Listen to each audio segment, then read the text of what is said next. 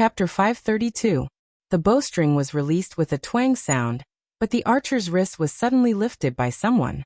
The archer was caught off guard and watched as the arrow deviated from its expected trajectory and pierced through the sky to kill a bird. What? Yutian Shenming turned his head in surprise and looked at the Han family young master who had lifted his wrist. No need. Han family young master said calmly. What's wrong, what's wrong? Brother Yu and Unscathed in Battle were anxious. Although this distance wasn't so far that they couldn't see anything, compared to Han family young master's binoculars and Yutian Shenming's eagle eyes, the two of them reckoned that they must have missed important details. Sword Demon was defeated by someone. I was just about to make a move. Yutian Shenming said.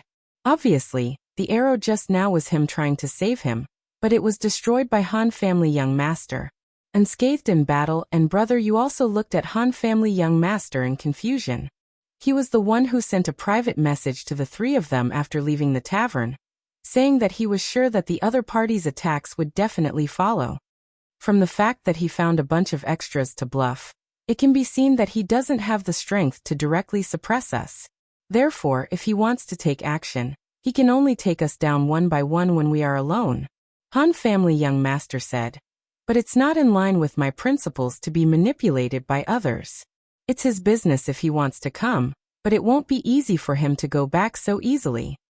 Do you think that the first person they will look for is Sword Demon? When the four of them met, only Sword Demon was missing. Brother Yu roughly guessed Han family young master's plan. Sword Demon would be the bait, and the other four would secretly follow. Moreover, this plan was most likely unknown to Sword Demon, otherwise he could have said it in person or through the channel, but he used a private message, obviously to bypass Sword Demon. That's right. Han family young master nodded. Why? The three of them were somewhat puzzled. Because the first person they followed was Sword Demon. Han family young master said. How do you know? Previously in the tavern, I asked everyone when they were found, and then compared it with the time each of us arrived at the tavern. When Sword Demon arrived at the tavern, and Brother Yu hadn't arrived, someone had already been found. Without a doubt, they were following Sword Demon. After Sword Demon was the first to arrive, they already knew that this was our meeting place, Han family young master said. The three of them suddenly understood. Previously, when Han family young master asked the group of extras questions, he did ask questions like, roughly what time? Everyone was at the side, but they didn't expect that using this method would be so easy to see who was being followed. This, even if it was Sword Demon who was being followed last time, it doesn't have anything to do with them making a move on Sword Demon this time, right? Brother Yu said. Of course not. The problem is, Sword Demon was resurrected at the Thieves' Guild after he died. He paid special attention to whether there would be someone waiting outside the resurrection point to kill him, or secretly following him to attack. In the end, he didn't find anything. Han family young master said. So the other party might have some special methods. They don't even need to follow him to know the coordinates of Sword Demon, Han family young master said. There's such a thing? Brother Yu said. With this kind of person, it wouldn't be strange for him to get some strange tools that we don't know about, right? Han family young master said. Isn't this too much? Using this kind of method to deal with players? Everyone was very sad and angry. So there's no balance in this world. He keeps saying that he wants to maintain balance, but he uses this kind of unbalanced method. What a joke. Han family young master said. The Han family's young master said. But then again, even if he used some sort of balancing method, he's just a laughable idealist. He's still a joke. Anyway, he's a joke no matter what. The three were used to it. In a nutshell, they were all despised. It was hard to be a person, and it was even harder to not be despised by Han family young master. What balance? This idea is a joke. Hey, you three, were you complaining about his method just now? Don't tell me you're also trying to pursue balance? Han family young master turned his head and looked at the three. What's going on? We were just talking. Why are we being targeted again? The three were sad and angry. Look, they were despised again when they weren't careful. So much nonsense. What happened to Sword Demon? Brother Yu changed the topic. It's just an opponent. We don't have to worry at all, Han family young master said. But Yutian Shenming saw clearly that Sword Demon was at a disadvantage and had already been pushed down. In the end, he didn't even have the chance to say, but because at this time, Han family young master had already elegantly jumped off the roof. Where are you going? The three immediately asked. There's no more wine, he replied and left, leaving the three looking at each other. Is he really fine? Han family young master's judgment was rarely wrong, but Yutian Shenming was still worried and continued to observe carefully with his eagle eyes. On the street, Sword Demon, who had been kicked, had already stood up. You don't even know how to cancel a skill? This was Apple Vinegar's mockery towards him. Sword Demon could only bear it silently, because he had indeed neglected it at that moment. Footwork was indeed a movement skill that circled around to the back, but it wasn't like teleportation where one could reach the target in one go. If one could accurately grasp the time and movement speed, they could cancel the skill at the most crucial moment and naturally stay in the position they wanted. Just like what Apple Vinegar had done just now. He had just moved to the side of Sword Demon and was about to step behind Sword Demon when he cancelled the skill. Obviously, this operation was also very risky because Sword Demon, who was leaning against the wall, didn't have a back. If he hadn't cancelled the skill at that moment, in theory, he would have hit the wall. High risk naturally came with high reward. If Apple Vinegar hadn't kicked but used a knife, in addition to the sneak attack, Sword Demon would have been dead. Apple Vinegar didn't do that. Sword Demon knew very well that this was because Apple Vinegar had already lost respect for him. In Apple Vinegar's eyes, he was no longer an opponent. He was just a melon that could be casually dealt with a few cuts and kicks. Had he fallen to such a state? Why did he always have to be bored and envious of Qianli and the other's skills? He didn't have that kind of abnormal skills, but he should have his own way of fighting. Even if he was defeated and his level dropped, he could never lose the opponent's respect for him. Sword Demon took a deep breath and straightened his body. This time, he wasn't in a hurry to stick his back to the wall. Don't be so careless. Apple Vinegar said, my footwork can be used twice in a row. Do you think it's already on cooldown after just using it? It's not good for you to stand like this, right? My Misty Strike hasn't been used yet. It's also not on cooldown. Sword Demon said. Apple Vinegar's expression changed slightly. He didn't say anything else and immediately lowered his center of gravity. He actually didn't refute and immediately did it. Sword Demon looked at Apple Vinegar's actions. This at least gave him one piece of information. If he really used Misty Strike when Apple Vinegar was defenseless, he definitely wouldn't be able to avoid it.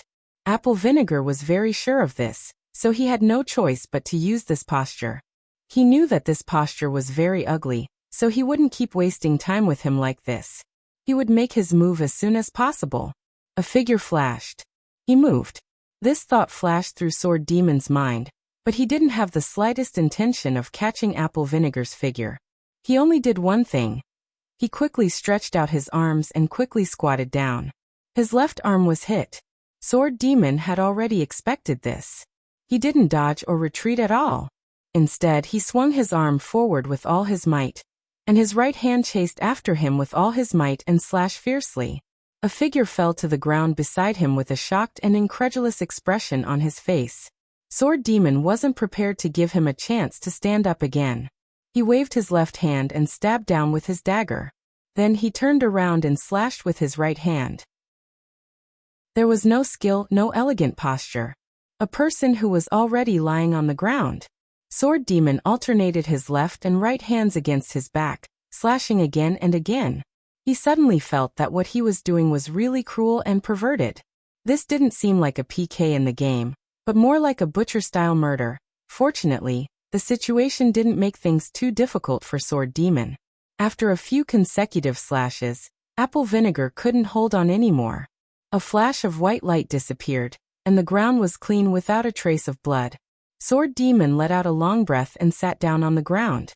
He finally found a way to deal with Shadowfoot in his own way. Opening his arms would undoubtedly increase the radius of the opponent's skill, and give him more time to react. However, when Sword Demon suddenly opened his arms like this, the opponent was unprepared. The high-speed movement of Shadowfoot caught him off guard. Perhaps Apple Vinegar had thought of canceling the skill the moment he saw the sword ghoul open its arms.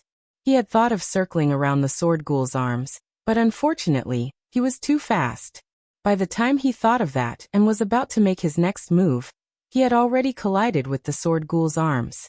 Phantom footwork was just a movement skill. It wasn't a charge or a foggy ambush, so it didn't have much destructive power. For the sword demon, who was already prepared, it was only natural for him to trip him.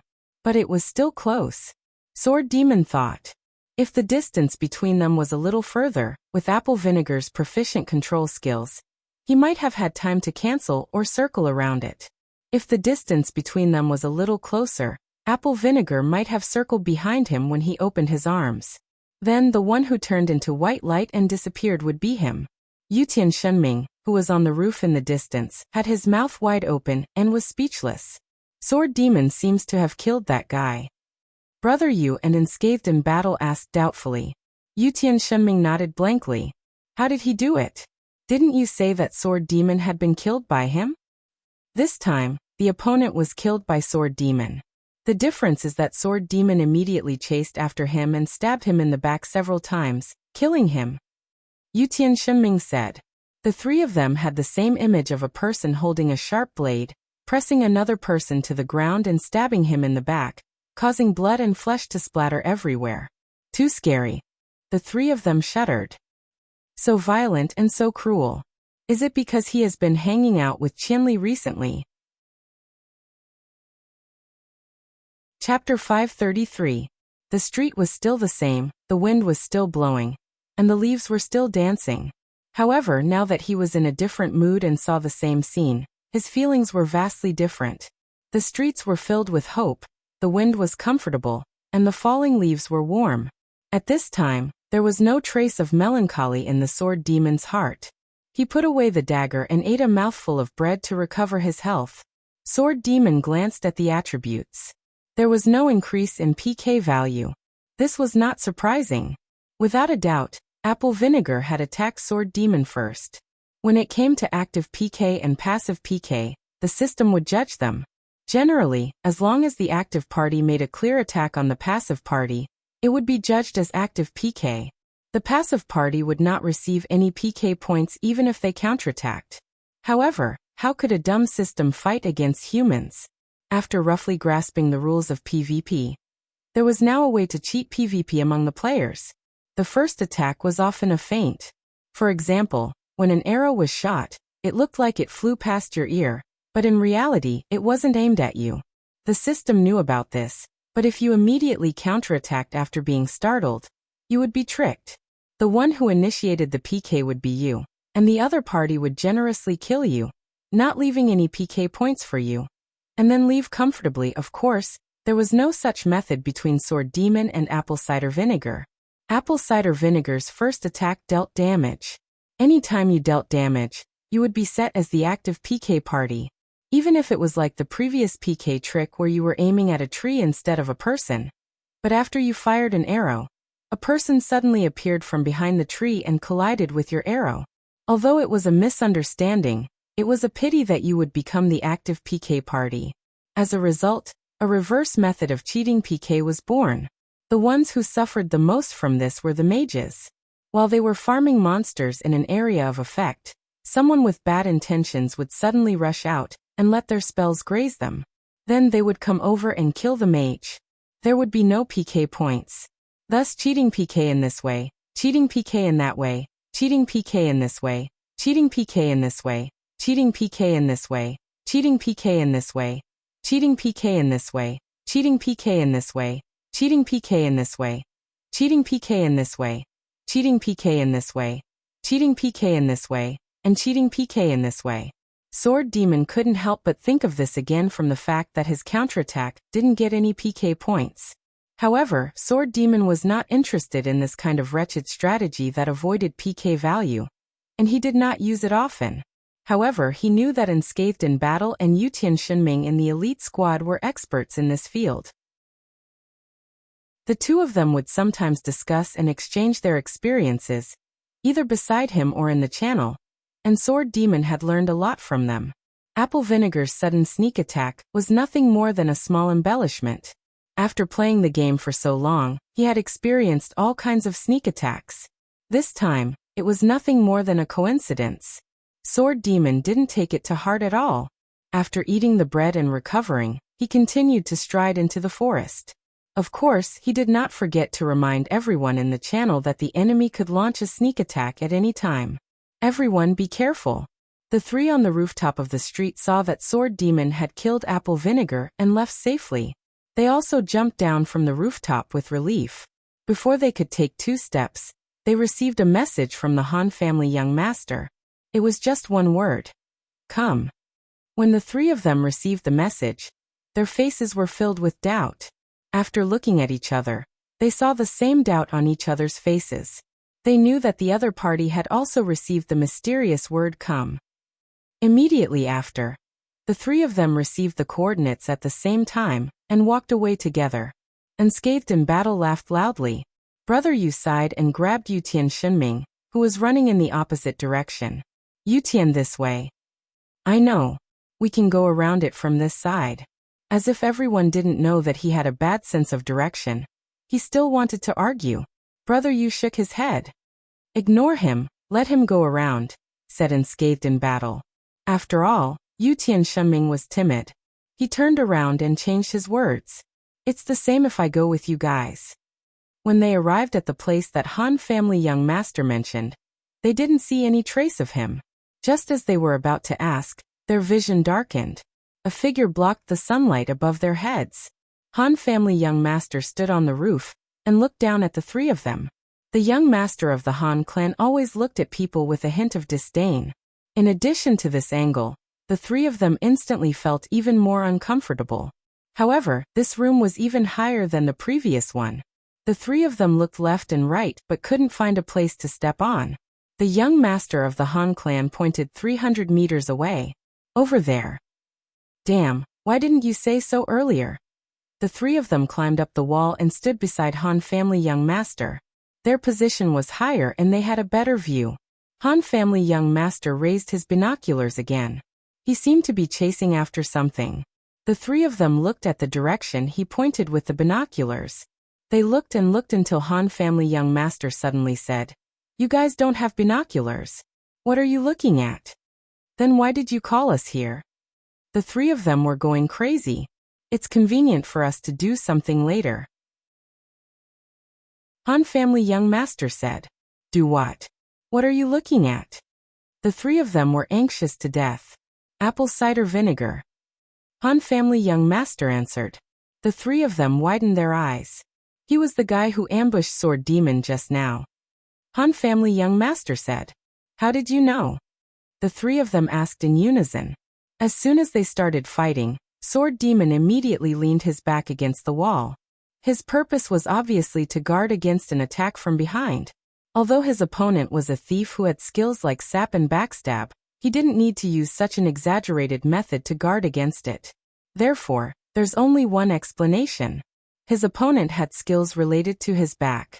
In summary, other than Qianli who can teleport, and that apple cider vinegar who has some skills, who else could it be?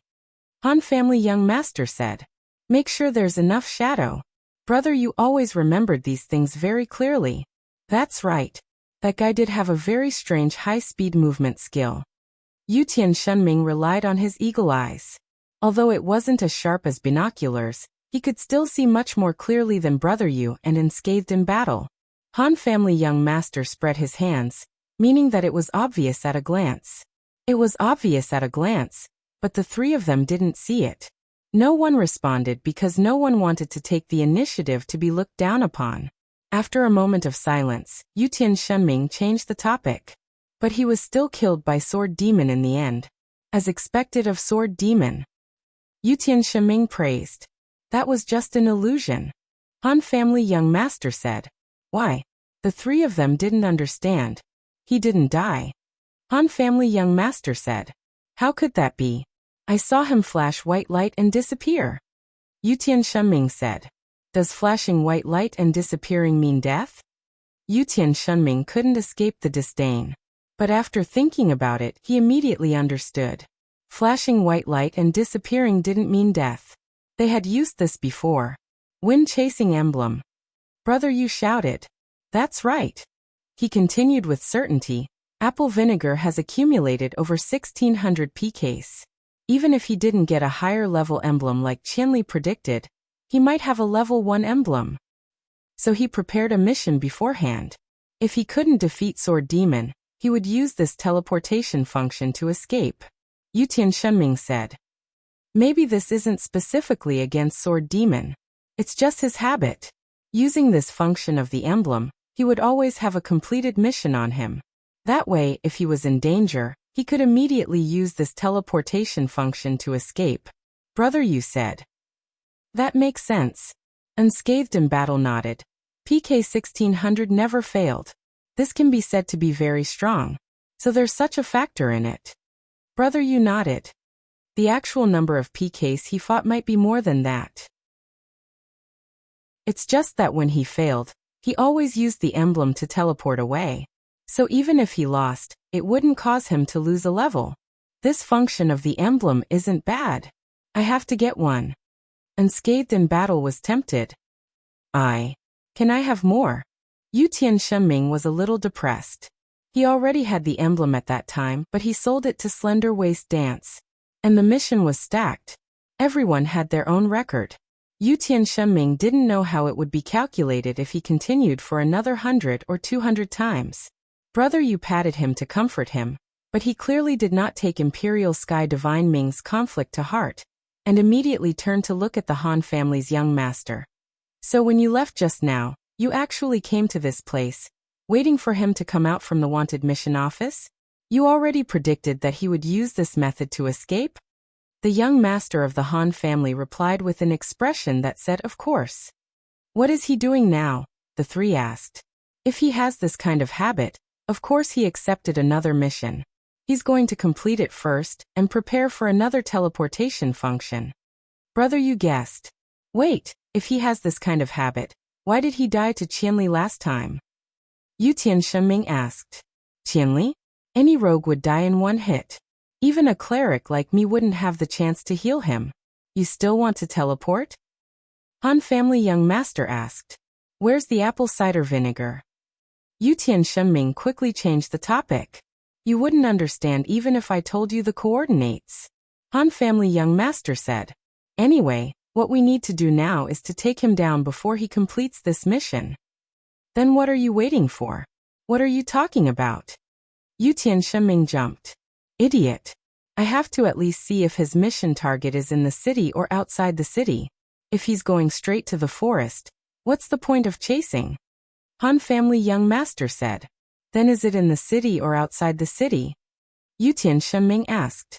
I already said to take him down. Of course it's in the city. Hurry up and get to work. All of you go down. Han family young master blasted the three off the roof. Brother Yu, you and Yutian together. Wushang, you go alone. Move according to my arrangement, and find a street to trap him. Han family young master said. Yutian Shenming always felt ashamed at times like this. Because of his poor sense of direction, he always had to have a babysitter by his side. In fact, he had been working hard, but the effect was minimal. At this time, he didn't dare to be stubborn because it would really ruin things.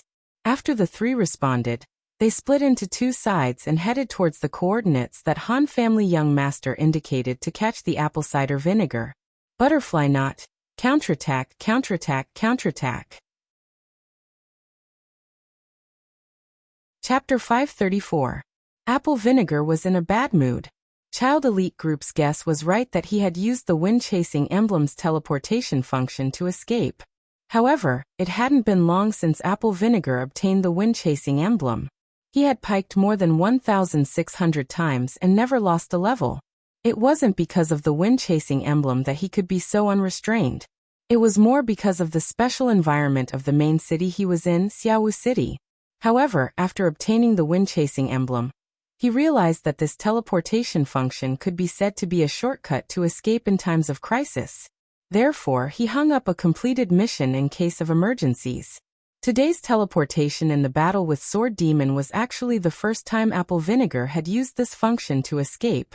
This was the reason why Apple Vinegar was in a bad mood. He liked the thrill of piking and the excitement of piking. To him, escaping after being defeated was also a thrilling and interesting thing. He had used this teleportation function because he had been forced into a situation where he had no way of escaping. To Apple Vinegar, this was embarrassing and humiliating. Damn. Apple Vinegar cursed. He couldn't help but touch his back where Sword Demon had stabbed him. As he hadn't died but teleported, there was still a stinging sensation on his back. After touching it, he came back with a palm full of blood. Apple Vinegar gritted his teeth again. After checking the coordinates on the wind-chasing emblem, Apple Vinegar adjusted the direction of his advance. Han Family Young Master wasn't wrong about this.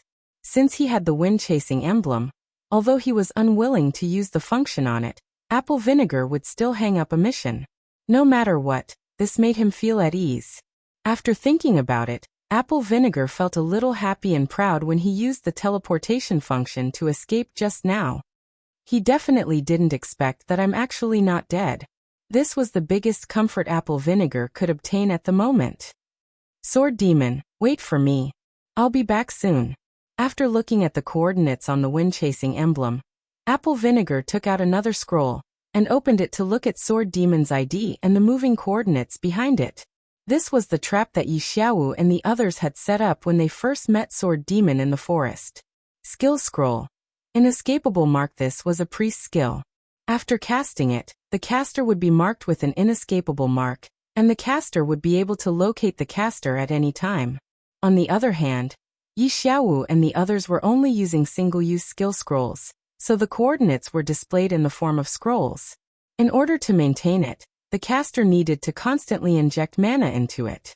At this time, moving or eating some fruits to replenish their mana would not cause the skill to be interrupted. This was very different from ordinary skills. On the other hand, scrolls needed to be maintained by consuming new scrolls. Theoretically, both methods could be used to track the traces permanently. In order to remove this kind of magic, unless the caster voluntarily gave up, the caster, or the user of the scroll died and went offline, the mark would be erased. In addition, there was a possibility that the tracking would be interrupted when the carrier of the mark was teleported over a long distance. However, none of these things could possibly happen.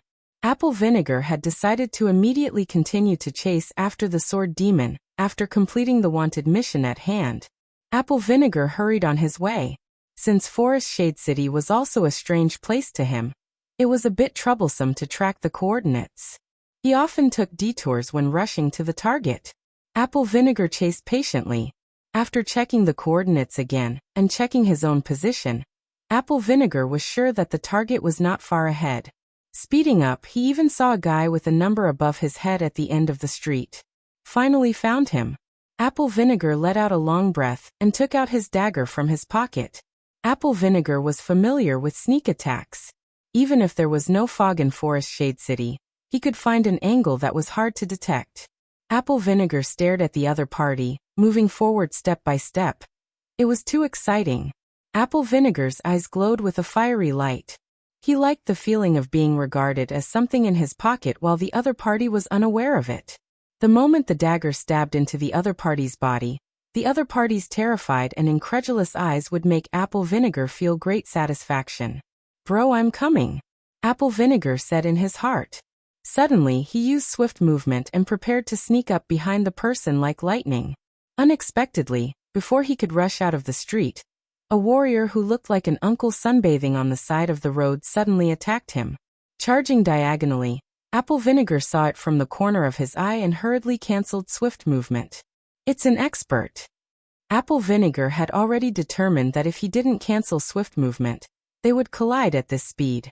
When a swift thief and a warrior collided, the thief only needed to pay attention to how the word death was written. If he changed swift movement to normal speed, the other party's charge would be a step faster. If he seized the opportunity, he could even hit the back of the head with his club. Apple Vinegar had already reached for the big club in his pocket as he calculated in his heart.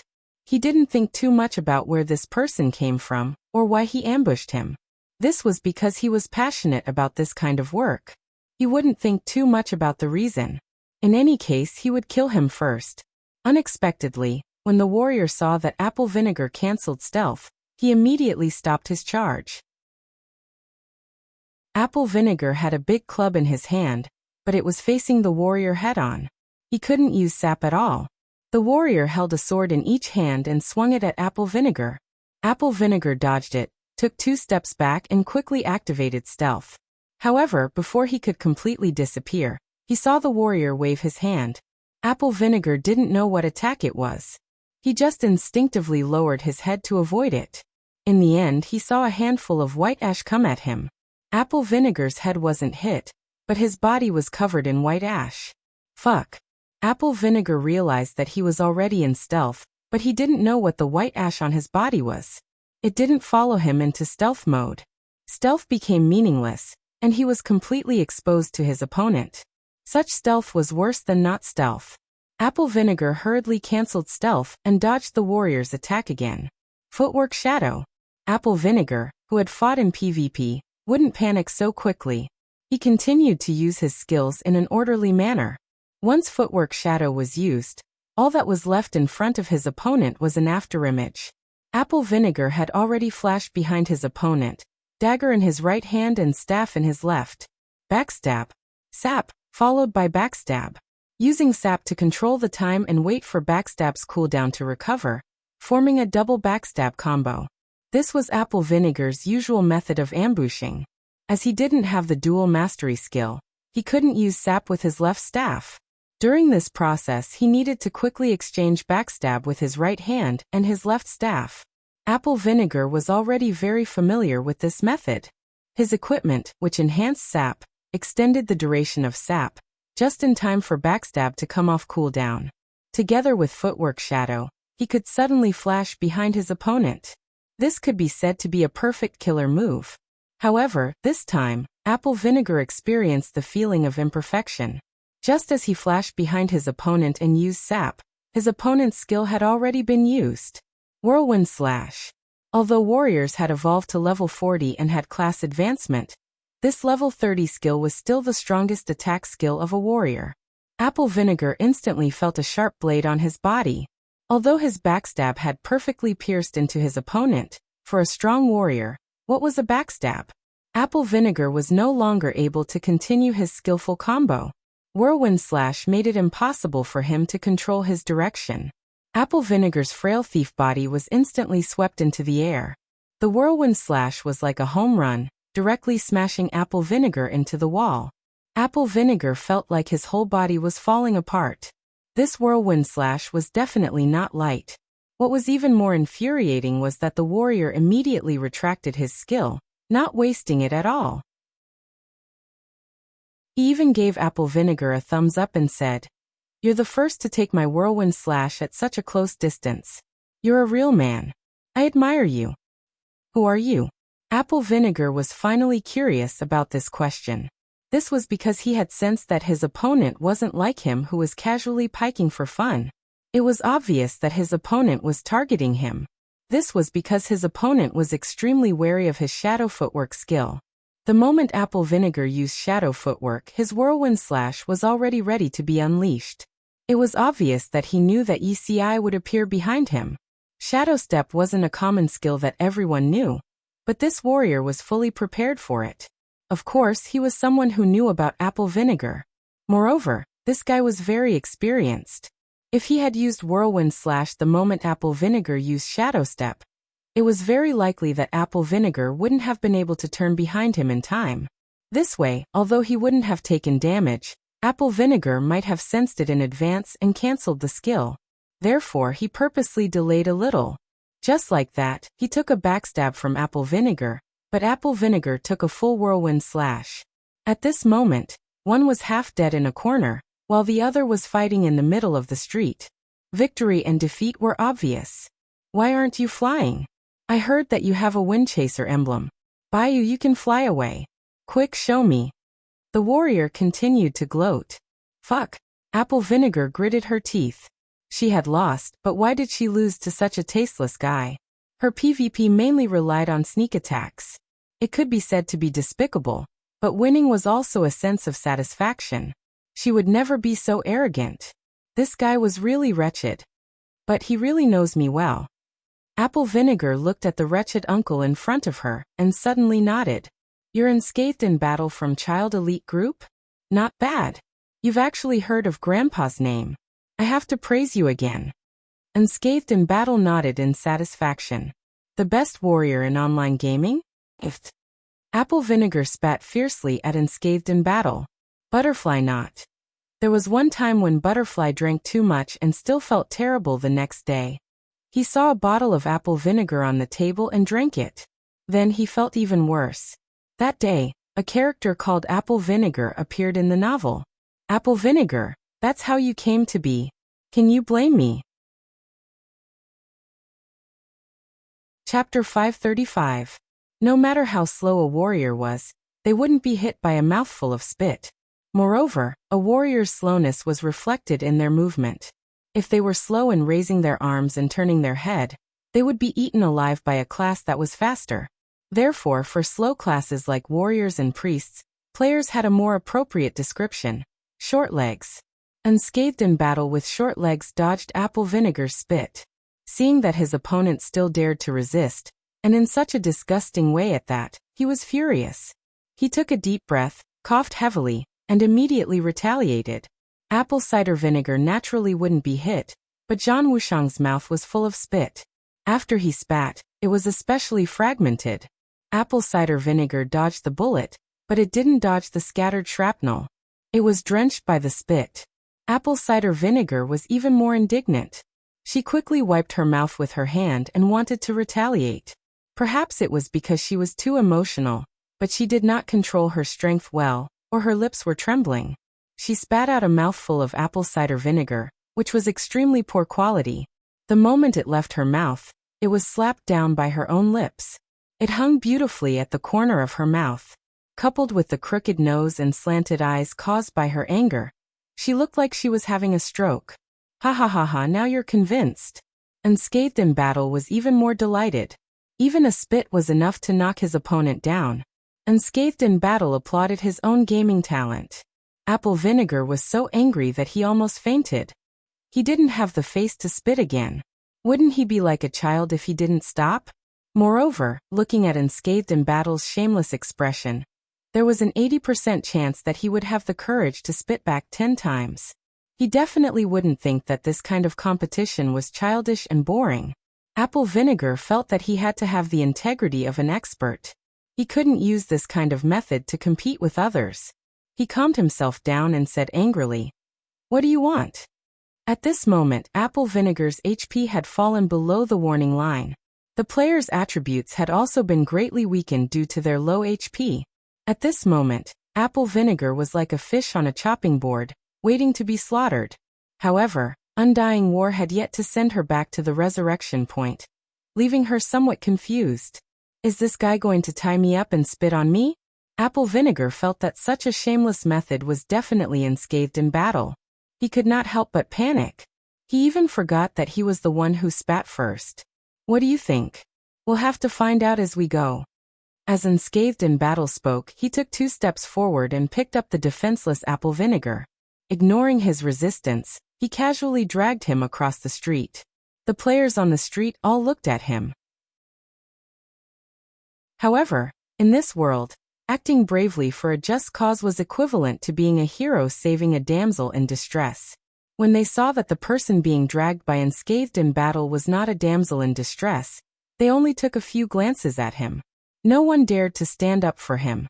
Just like that, Apple Vinegar tragically used his body as a brush as he was dragged by Unscathed in battle, leaving a long mark on the street. Hello. Unscathed in battle waved enthusiastically as he greeted the 2 people in front of him. The 2 looked at him, then their eyes stopped at the apple vinegar in his hand. They were confused. What is this? Unscathed in battle turned back to look. Fuck, how did it end up like this? I almost scared myself. Shady Forest City was a village. The ground there was very muddy. The apple vinegar had turned into a mud monkey after being scratched. It's apple vinegar? Brother Yu and Yutian Shiming finally realized that it was a person. However, they had never seen apple vinegar before. They could only deduce from Unscathed in Battle's purpose for coming here. Yup. I took care of him so easily. PK more than 1,600 people? Humph. That's because you haven't met me yet. Zhan Wuxiang was bragging to the heavens, but Apple Vinegar, who was being held by him, was very unconvinced. If she hadn't been careless and hadn't expected the other party to come prepared and know her tricks, she wouldn't have been defeated so easily. Where's Gongzi? Unscathed in Battle asked. He'll probably be here soon. Brother, you said. The Han family young master pointed out the coordinates along the way. Finally, after bringing them to the intersection on both sides of the street, he said, pincer attack. He didn't give any other instructions. It was likely that the pincer attack had been completed by then, so he stopped giving instructions. Naturally, they should be heading in this direction. Let's find a place first. Brother Yu suggested. He didn't have the same thick skin as Unscathed in Battle. At this time, the apple vinegar continued to attract a lot of attention. Unscathed in Battle welcomed these gazes proudly, as if he was showing off his spoils of war. Brother Yu, on the other hand, felt very awkward among the onlookers. Apple Vinegar was dragged into a secluded street with no one around. With a wave of his hand, he was thrown into a corner. There was no way out here. Even if Apple Vinegar sat quietly and waited for his HP to recover, he still couldn't think of a way to escape. He had already guessed who the people in front of him were. He had also understood the situation of the child elite group. Oh, you've caught Apple Vinegar. The Han family young master's voice finally rang out. He had received Brother Yu's guidance, and had come to this place to meet up with everyone. This cleric is their leader, Han family young master? Damn, is he a lady boy? Apple Vinegar was shocked. The information he had gathered only said that the cleric, Han family young master, was the leader of the child elite group, and was very skilled. Apart from that, nothing else was mentioned. The Han family young master slowly walked over, and sized up Apple Vinegar. After casting an appraisal spell, he nodded. Level 40, what a good level. It's all thanks to the foundation laid down by Qianli. Brother Yu laughed. How about it, do you want to drop this level? The Han family young master asked Apple Vinegar. Apple Vinegar didn't reply. The Han family young master turned his head to look at the people beside him. If you drop this level, you'll lose a lot, right? You'll be wasting your class. Unscathed in Battle said. I heard that someone even joined a faction. It seems like he'll disappear because he drops a level. Brother Yu said. After becoming an assassin, the assassin's exclusive skills will also disappear. For example, something like that. Yutian Shenming said. Leveling a level 40 skill is also a waste. How pitiful. Unscathed in Battle said. If it was me, I'd rather kill myself than drop this level 40. Yutian Shenming said. That's what you think. From the looks of it, the man in front of us doesn't seem to care about this level. The Han family young master had been paying attention to Apple Vinegar's expression. Their discussion made his face reveal a slightly regretful expression. He clearly didn't want to drop a level, but he didn't show any signs of fear. He clearly understood that the Han family young master and the others were threatening him. But he wasn't prepared to compromise. Actually, as long as you answer a few of our questions, we won't be interested in you. Han family young master said. Apple Vinegar still kept his mouth shut.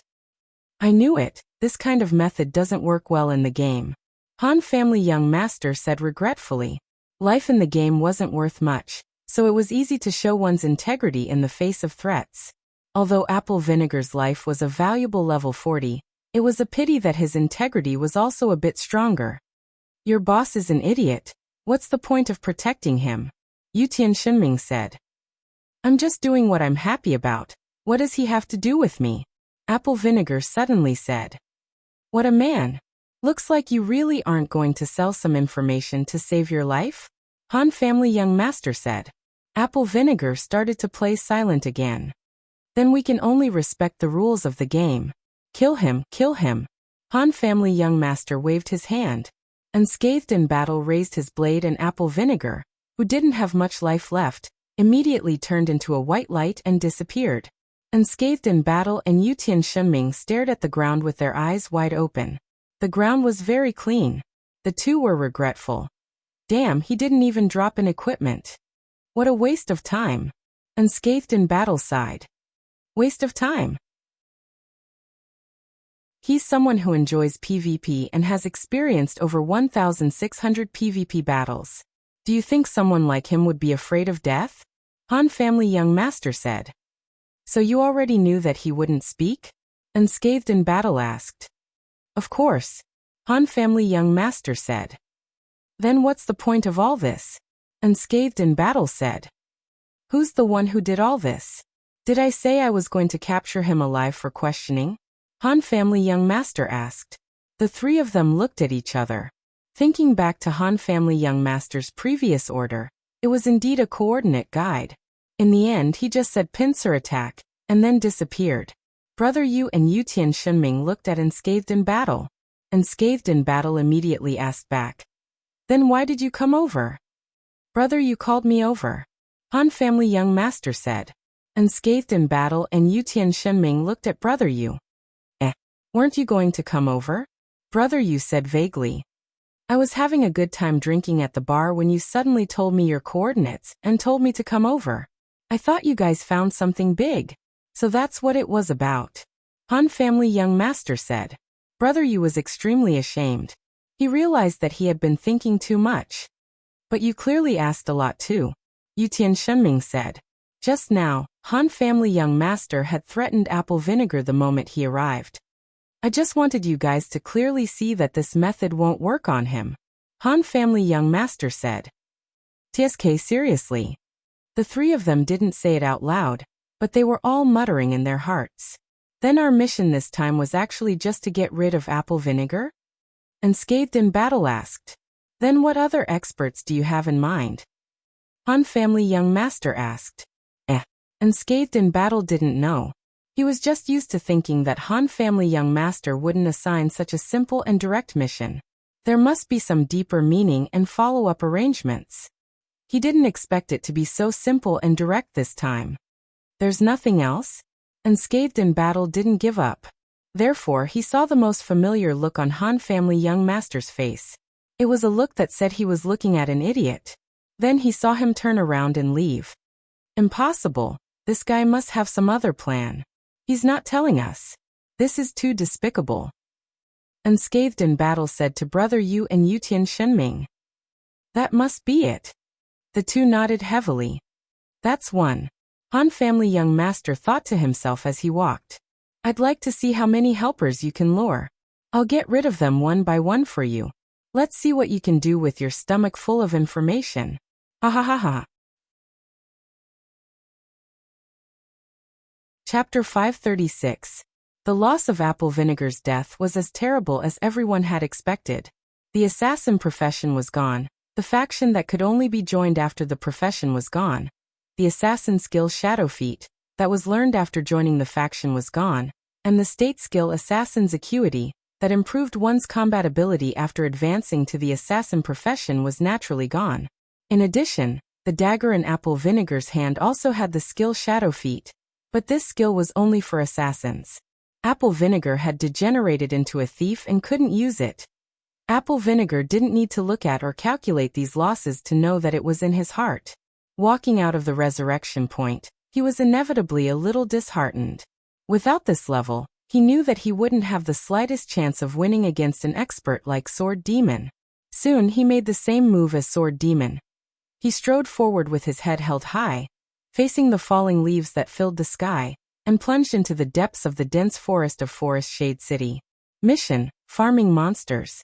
The two most common ways to gain EXP in the parallel world. In comparison, more people preferred the former.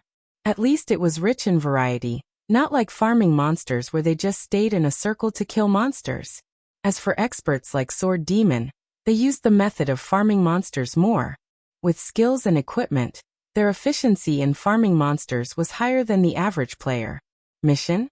Only when they were interested in the unique rewards of certain missions, or when they were really sick of farming monsters, perhaps they would use this method to relieve themselves.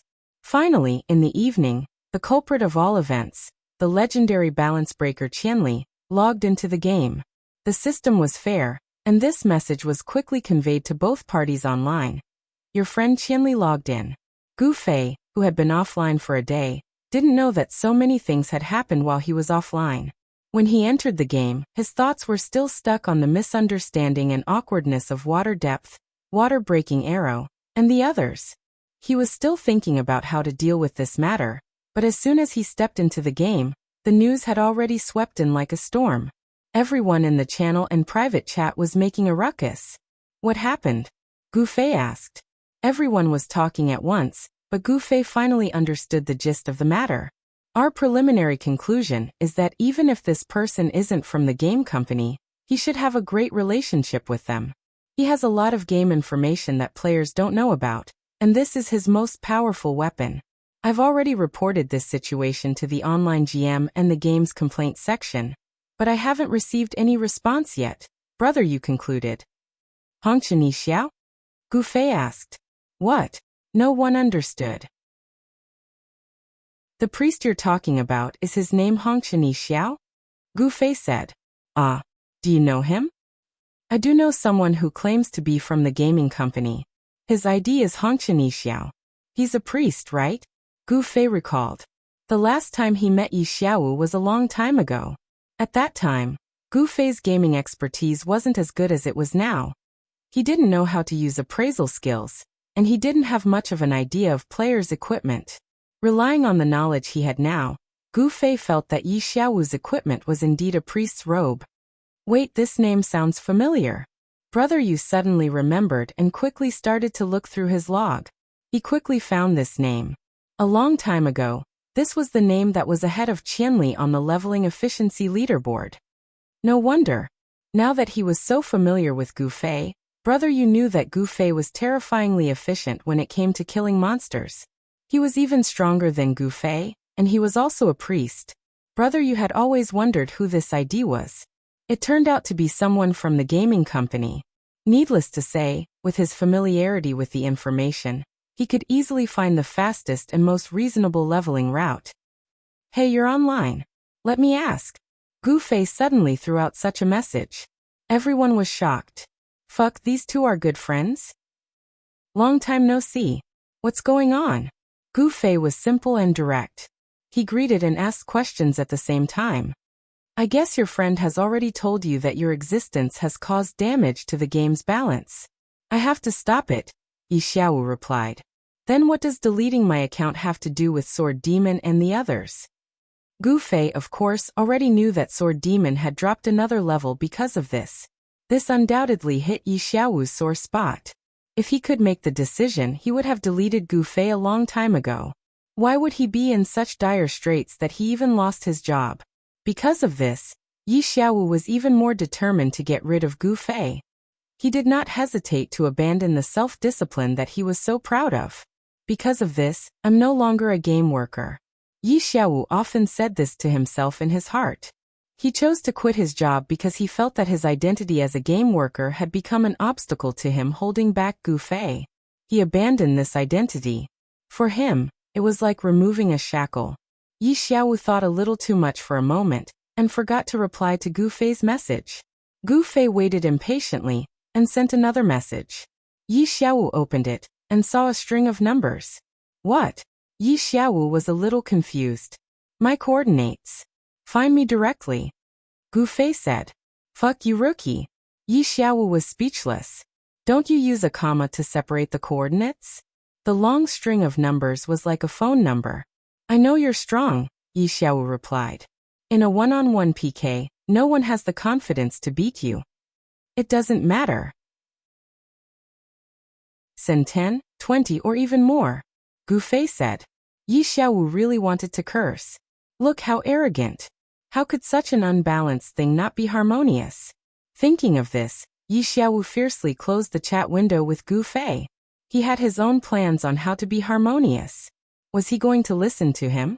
In fact, in a contest with an ordinary player like Sword Demon, Yi Xiao could play a big role through his understanding of skills. But this skill was completely useless against Gu Fei. Although Gu Fei also used skills from the game, the methods he used were unconventional. The ingenuity of his methods had already surpassed the thinking of game designers. For example, double flame flash combined with stepping, turning, and swinging arms to make it like whirlwind slash. Yi Xiaowu's mind never had this kind of concept. How could he expose the flaws in Gu Fei's skills like he did with Sword Demon's Fog Strike? Gu Fei's strength was his greatest advantage in martial arts, not anything else. Yi Xiaowu's advantage was his understanding of all aspects of the game. As for martial arts, his understanding was zero. So for now he really didn't dare to compete with Gu Fei in such a vulgar way. To use a common saying, to deal with Gu Fei, he could only use his wits, not his strength. Yi Xiaowu thought about these issues. He ignored a few more messages from Gu Fei. Right now his headache was the matter of apple vinegar's level dropping. No one understood the huge gap between level 39 and 40 better than Yi Xiaowu. Apple vinegar could only temporarily retreat to the front lines. Although they weakened Sword Demon by a level, their side lost an even more important combat force. On this side, Gu Fei called out a few more messages, but Yi Xiaowu didn't reply. He resentfully said to the elite group, "Ignore me." "Are you friends?" everyone asked in surprise. "Yes, we've met a few times before," Gu Fei said. "What's his background?" "I heard him say that he's from the game company," Gu Fei said. How could someone from the game company play the game? Everyone couldn't understand. Could it be that the parallel world is really so innovative? Feeling that Qianli is unbalanced, he didn't delete his account, but instead sent someone to fight with him? Yutian Shenming had a wild imagination. Idiot. This time it wasn't just the Han family young master who collectively looked down on him. The problem is, why would he look for you guys if he was looking for me? Gu Fei was quite angry about this. Not to mention that it was the most honest and down-to-earth sword demon who was implicated. If he caused the Han family young master to drop a level, then it was more likely that everyone would collectively laugh at him. Didn't he tell you that it's because of your unbalance that it caused a chain reaction, so we're also unbalanced because of you? Han family young master said. What nonsense, Gu Fei said. In any case, you have to be careful. It looks like this guy is really going to bother you, brother, you said. Gu Fei was silent for a long time before finally saying, "You guys should be the ones who should be more careful, right?" Collective tears. The most hurtful thing was always this kind of truth. Although the opponent's main target was Gu Fei, since he said that he wanted to deal with them as well, then they were indeed more dangerous than Gu Fei. After all, their strengths weren't on the same level. Brother Yu was already starting to get nervous. He really didn't have much confidence in fighting, so he immediately suggested, "Why don't we all try to move around together for now?" Normally, with how big the game map is, it's not that easy to find a person. But those guys might have some special methods. For example, when they were chasing after the sword demon, they must have used some method that we don't know about. This is something we should pay attention to, Han family young master said. Is this the advantage that guy brings? Brother Yu muttered. Where's the sword demon? Why aren't you saying anything? Gu Fei asked. The sword demon hadn't said a word in the channel. He's leveling up. Turn off the message. Han family young master replied. Gu Fei tried to send a private message. Sure enough, the other party's message was turned off. The sword demon was very focused on leveling up. It looked like he was preparing to stand up again in the shortest amount of time. Then, now that we know that guy's name, I'll go and clearly file a complaint against him. Brother Yu said. I'm afraid it won't be of much use. That guy couldn't have thought of this. He's still so open about it. It looks like he's not afraid. Han family young master said. Then what do we do? Brother Yu asked. You can continue to try. If you succeed, then we'll be happy. If not, then we'll have to spend a bit of effort to take care of them one by one. At present, the apple cider vinegar has been taken care of. The only known helper around him is that water-breaking arrow. Han family young master said. On the other side, Yi Xiaowu finally received a message from water-breaking arrow. I've basically contacted all the people I wanted to contact. Well, it's the same here. Yi Xiaowu responded. Butterfly knot.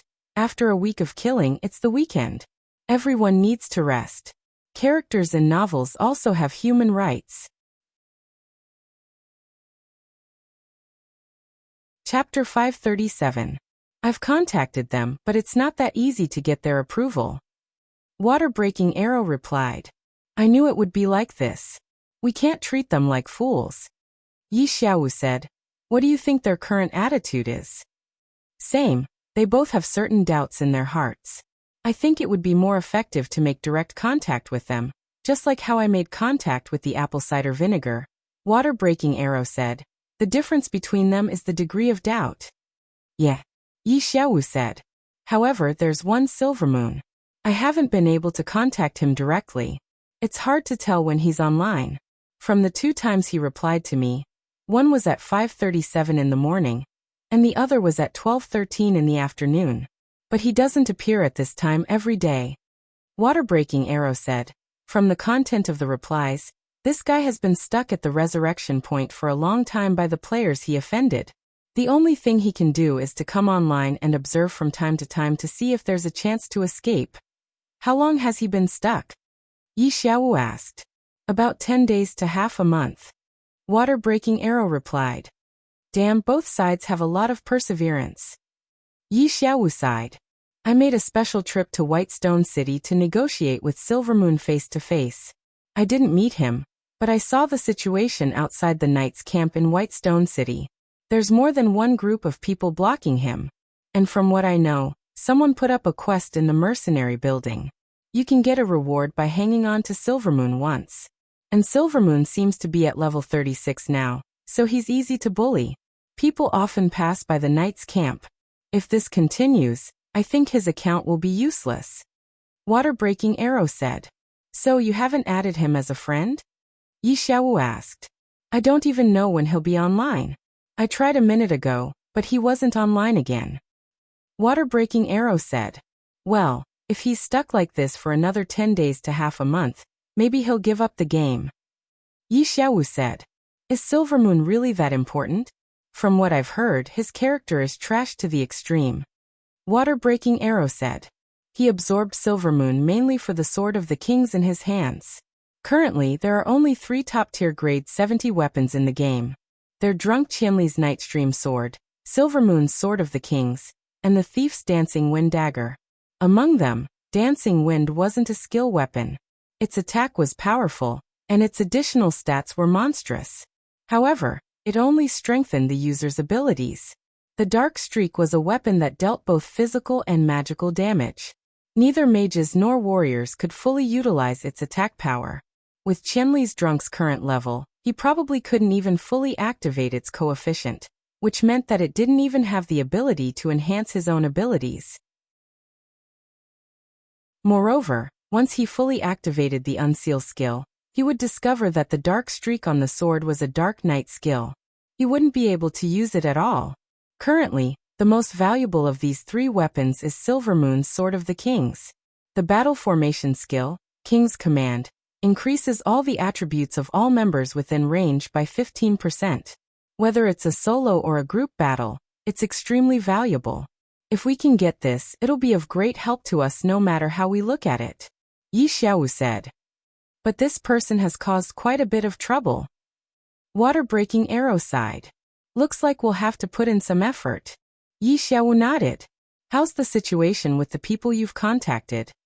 Water-breaking arrow asked Yi Xiaowu. It's basically similar to you. It looks like the one who'll be more troublesome is Jian Nan. That guy didn't reply to my letter at all. Yi Xiaowu said. Silvermoon has the strongest weapon. Jian Nan is one of the top 5 roaches and has the strongest strength. As expected, the most valuable person is the hardest to get. Water-breaking arrow sighed. Let's take it slow. Yi Xiaowu didn't show too much anxiety. I'll go to Baishur City myself and take a look at this Silvermoon's situation.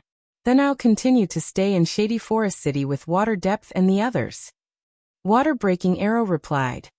Be careful, those guys might make a move on you. Hongchen Yixiao said. Qianli's skills are indeed terrifying. But if it's in the woods, even if I can't beat him, I believe I can still escape. What's more, because of Water Depth, those guys should have some scruples. Water-breaking arrow said. Gu Fei, Sword Demon, and the others didn't do anything to clarify Water-breaking arrow's misunderstanding. However, Water Depth had already greeted Water Breaking Arrow on their behalf. Water Breaking Arrow also knew that the two people's previous actions were actually a misunderstanding. Originally, they could have let bygones be bygones, but who knew that the two suddenly had such a hostile relationship? Coupled with the previous matter, the messy cause and effect relationship was entangled. It was simply a mess. Water Breaking Arrow felt a headache just thinking about it. How would those guys deal with it? The shady forest looked the quietest, but it was actually the busiest place. Especially during the peak hours at night, most of the players in Shady Forest City were buried in the forest. There were people of all levels. Farming monsters, completing quests, and even having an online relationship. This was a good choice. In the territory of the Extreme Frost Guild, Water Depth was in a good mood and wandering around. The misunderstanding between him and his friend had been resolved, and he had also reconciled with Lu Ku. Although he had been teased by the young master of the Han family early in the morning, it had only slightly dampened his good mood. At this moment, he could still happily chat with his gang members. "President, someone is looking for you," a comrade suddenly reported. "Who?" Water Depth asked. "It's that mage." "Oh, I'll come over." Water Depth was happy, thinking that this guy might have gone offline in the morning in a hurry to go to work. As soon as he showed up at night, didn't he immediately run over to apologize? Well, based on this performance, I won't make things difficult for him. Water Depth excitedly walked towards the outer circle, and the outer circle had already let Gu Fei pass. The two met in the forest. Water Depth was very magnanimous, and said loudly, "Brother, you're here." "Yeah." Gu Fei's face was black. "Where's Water Breaking Arrow?" "Yeah." Apologizing to Water Breaking Arrow, even Sword Demon hadn't done this. This guy was even more sincere than Sword Demon. Water Depth was moved and quickly said, "He's not here now. Actually, don't worry too much about it. It's just a misunderstanding. It's fine as long as it's over. We're all good brothers, it's no big deal." "What are you talking about?" Gu Fei frowned. "Ha, brother, you're too serious. Actually, I'm very casual and easy to talk to. It's fine, it's fine. I've already forgiven you," Water Depth said. Gu Fei looked at Water Depth like he was looking at a monster. "Forgiven me? What are you talking about?" "I'm talking about the things you and Sword Demon did before. Don't worry, it's just a misunderstanding. I already know," Water Depth said. "Oh, that thing." Gu Fei remembered this when he first came online, but after he came online and found out that so many things had happened, he had already forgotten about it. At this time, Water Depth suddenly brought it up again. Gu Fei temporarily returned to the past and hurriedly apologized. "I'm really sorry, it was a misunderstanding." "Haha, I said it's fine." Water Depth vigorously patted Gu Fei's shoulder. "Yeah, then what about Water Breaking Arrow?" Gu Fei said. "You don't need to be so serious. Old Duan won't mind. I'll help you call for him later," Water Depth said heroically. "No, I'm looking for him for something else," Gu Fei said. "What is it?" Water Depth asked casually. "Kill him." "What?" Water Depth's eyeballs almost fell to the ground. "Don't worry, this time it's definitely not a misunderstanding." Gu Fei vigorously patted Water Depth's shoulder. Wait a minute. What the hell are you guys up to this time?" Water Depth said. "This time it has nothing to do with you. It's completely a personal grudge," Gu Fei said. "What's going on?" Water Depth was depressed. How many more days could these good days last? He just thought that everything was over, and now he was causing trouble again. "Water Breaking Arrow and his other friend have some conflicts with me. Of course it has nothing to do with you, so you don't need to worry too much about it," Gu Fei said. "Don't worry too much." Water Depth was depressed. "What are you saying? They're all my brothers. How can I not care? Can't we just sit down and talk about it? If you guys are free, then you guys talk. I'm in a hurry." Gu Fei patted Water Depth and asked, "Water Breaking Arrow still hasn't arrived?" Water Depth blankly shook his head. At this moment, his brain wasn't enough. "Then I'll wait for him here." Gu Fei pulled out his sword and stabbed it into the ground. A flash of light flashed past Water Depth's eyes. I say, what's going on? Can you tell me? Water Depth asked. Like this, like this, like this? Gu Fei roughly explained. So you're saying that old Duan came to help us because we lost the guild confrontation quest, so now he's giving us compensation? Water Depth asked. Right, to help you guys become stronger, and then win that whatever battle later. Gu Fei said. And the reason why we'll get compensation is because you're too strong, so strong that you can't beat us. So we shouldn't lose, so we should get compensation? Water Depth asked. That seems to be the case. What kind of nonsense is this? Water Depth was in a daze. That's what everyone says. Gu Fei nodded. Everyone couldn't understand Yi Xiaowu's bunch of theories. If he says compensation, then it's compensation. Did he ask me? Water Depth was indignant. Who said it wasn't? Gu Fei said. And he means that the problem is all on you. Then wouldn't it be over if he just harmonized with you? Why bother us? Water Depth said. I find it strange too, Gu Fei said. What's the name of the person you're talking about? Water Depth asked. Angshan Xiao, Gu Fei replied. That's strange. I have to ask old Duan, Water Depth said. Well, it's best to call him over. I'll talk to him after you're done, Gu Fei said. Water Depth glanced at Gu Fei's sword that was stabbed into the ground. Are you going to communicate with him through words? Of course. Gu Fei nodded and clenched his fists. It's just body language. Butterfly knot.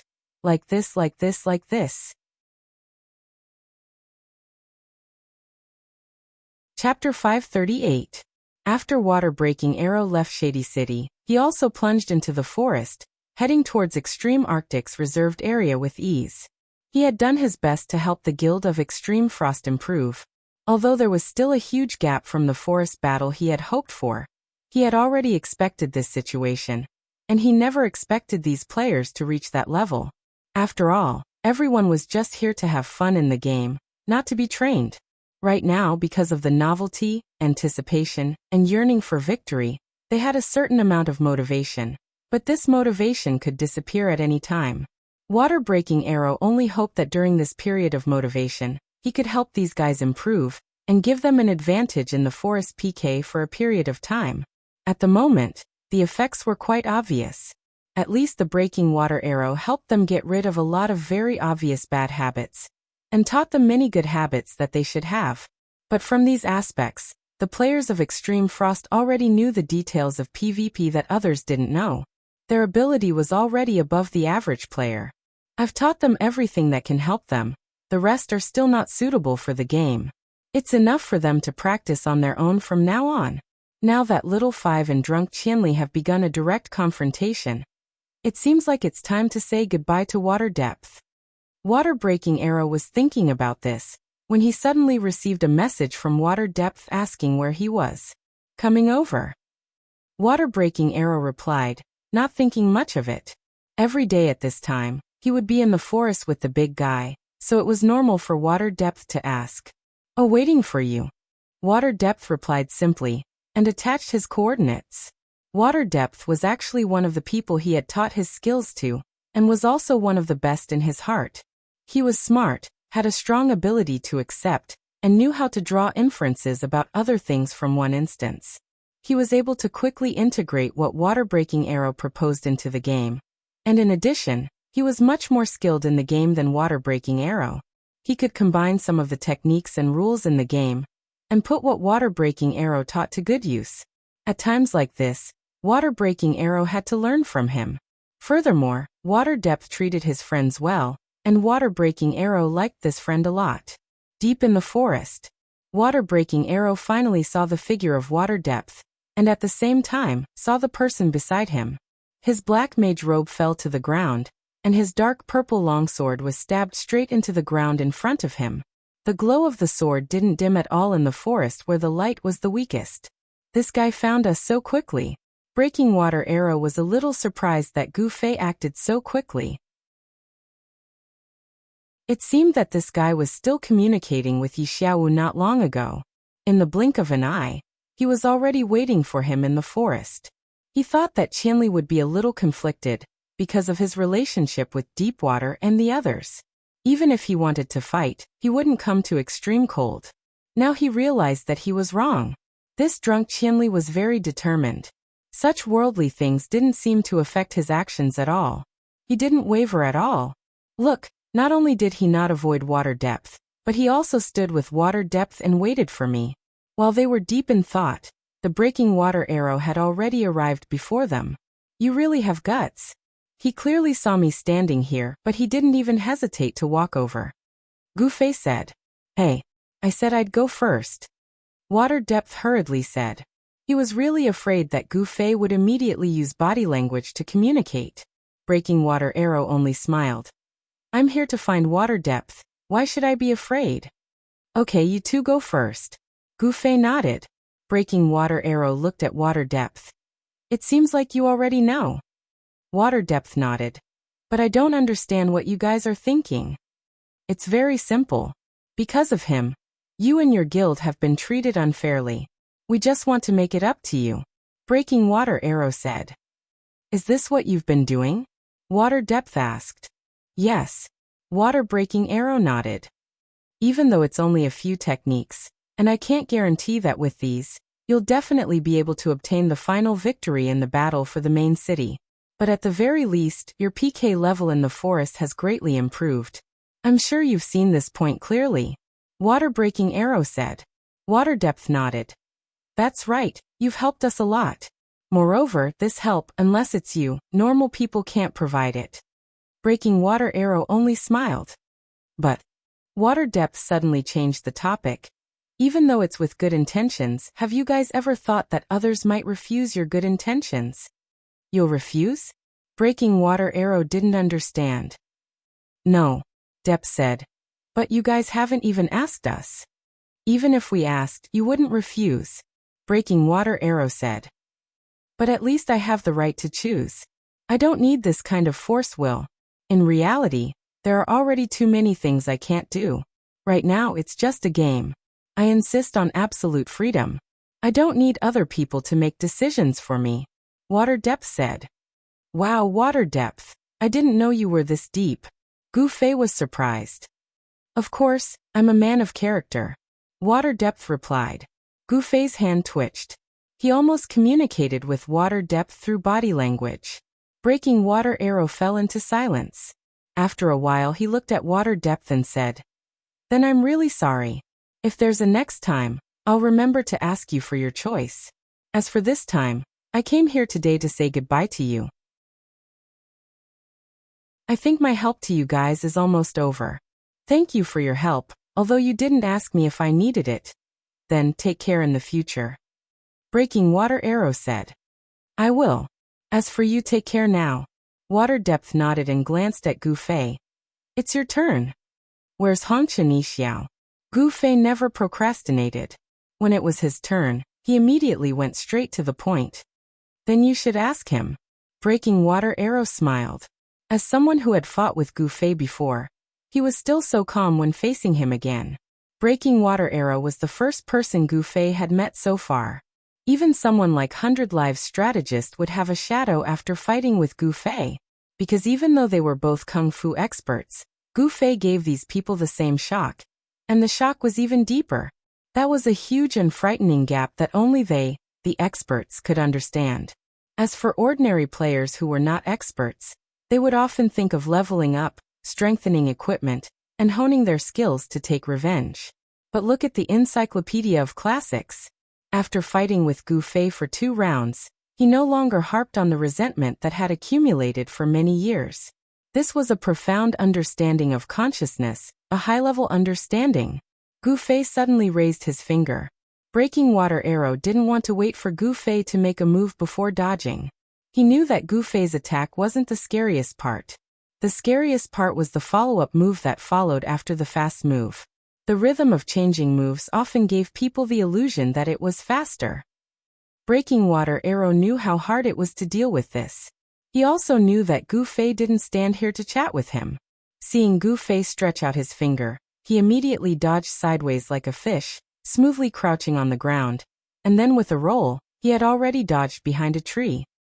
Awesome. Deep Waters, who hadn't left yet, admired Breaking Water Arrow's smooth movement. After a while, he spat out these 2 words. Gu Fei was also startled for a while. In the end he said, "Why are you running? I haven't prepared to make a move yet." Gu Fei's finger had indeed moved, but what was wrong with casually moving while standing? He couldn't help but admire Breaking Water Arrow's sharp eyes. Such a small movement didn't escape his eyes. At the same time, he also couldn't help but admire his sensitivity. "I only raised my finger. Does he need to dodge so quickly?" Breaking Water Arrow didn't make any sound behind the tree. He wouldn't expose himself so easily. In the forest, he was the expert. Making full use of the terrain, Breaking Water Arrow believed that Gu Fei wouldn't be his opponent. "Come out, I know you're behind me." Gu Fei strode forward and kicked the tree twice. Breaking Water Arrow, who was behind a tree, smiled slightly. Sure enough, although Qianli was good at fighting, he was still a newbie in this forest environment. He didn't even notice that he had dodged behind the tree. He immediately took advantage of the tree's blind spot and continuously changed hiding places. "Come out!" Gu Fei suddenly leaned down and slashed at the lower part of Breaking Water Arrow's body. As a result, this slash naturally hit the air. There was no one behind the tree. "Huh, where is he?" Gu Fei was surprised. Deep Waters was also surprised. He knew that this was what Breaking Water Arrow had always emphasized to them. When fighting in the forest, they had to pay attention to their blind spots, their own and the enemy's. It was relatively easy to grasp one's own blind spot, but to accurately judge the enemy's blind spot, it required incomparably rich experience. It had to be known that if there was a slight error in judgment, you could be exposed in the process of using the blind spot to cover up. Even if it was just a finger, that already revealed your position. What cover was there to speak of? Breaking Water Arrow hiding behind the tree. Deep Waters predicted that he wouldn't really hide behind the tree. He would definitely use Gu Fei's blind spot to switch to a position that Gu Fei couldn't see. However, Deepwater didn't expect the water-breaking arrow to switch positions without him noticing.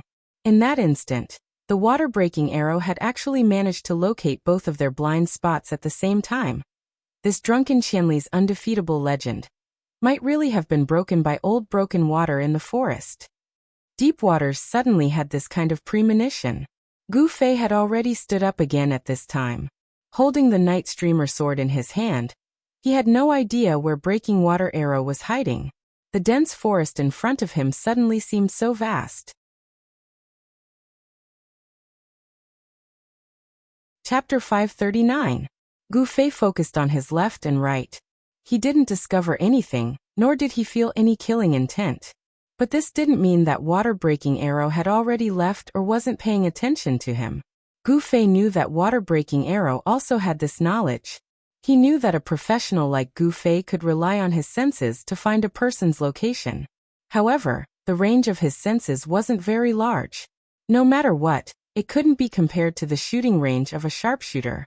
Water-breaking arrow could completely hide in a place where Gu Fei couldn't sense his position and quietly observe him. Helpless, Gu Fei could only focus his attention on his ears. He hoped to be able to hear the slight sound that water-breaking arrow made as he walked. The ground in the forest was covered with broken branches and leaves. It wasn't easy to hide the sound of footsteps. "Idiot over here!" A sudden roar startled Gu Fei. Although water-breaking arrow was an enemy, he wasn't the kind of guy who would spout vulgarities. Looking in the direction of the sound, Gu Fei realized that he had misunderstood. This was Extreme Frost's training ground. And in the direction of the sound, there was a group of people setting up traps. In any case, they were dealing with NPCs, so they weren't afraid of scaring the monsters with their loud noises. One group of people shouted at each other without holding back. The word idiot was their team leader directing a member of the team to move. This forest wasn't quiet at all.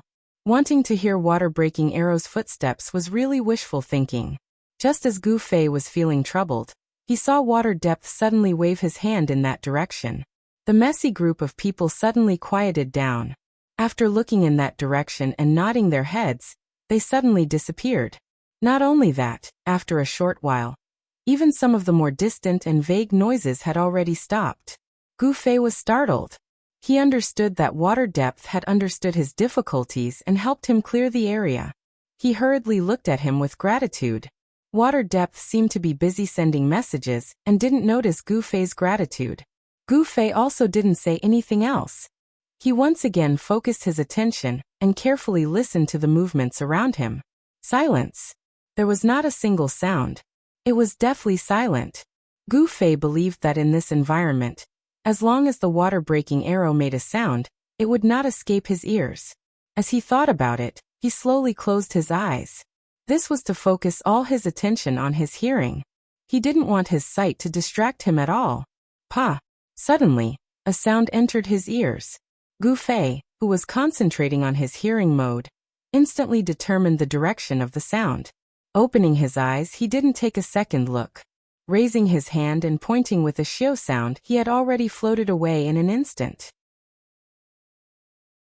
Immediately following that, he looked around, thinking that he would definitely be able to find the water-breaking arrow's silhouette. Unexpectedly, what he saw was a short arrow flying towards him. This arrow came too suddenly. In his panic, Gu Fei had no time to block it with his sword, so he could only move sideways to avoid it. He dodged the first arrow, but the second arrow was already rushing towards the position where he had dodged.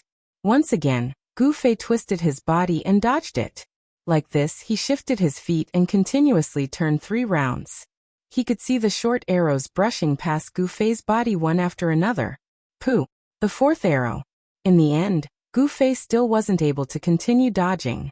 In the path where he was turning, a tree suddenly appeared to block his way. If he continued to turn, he would only crash into the tree.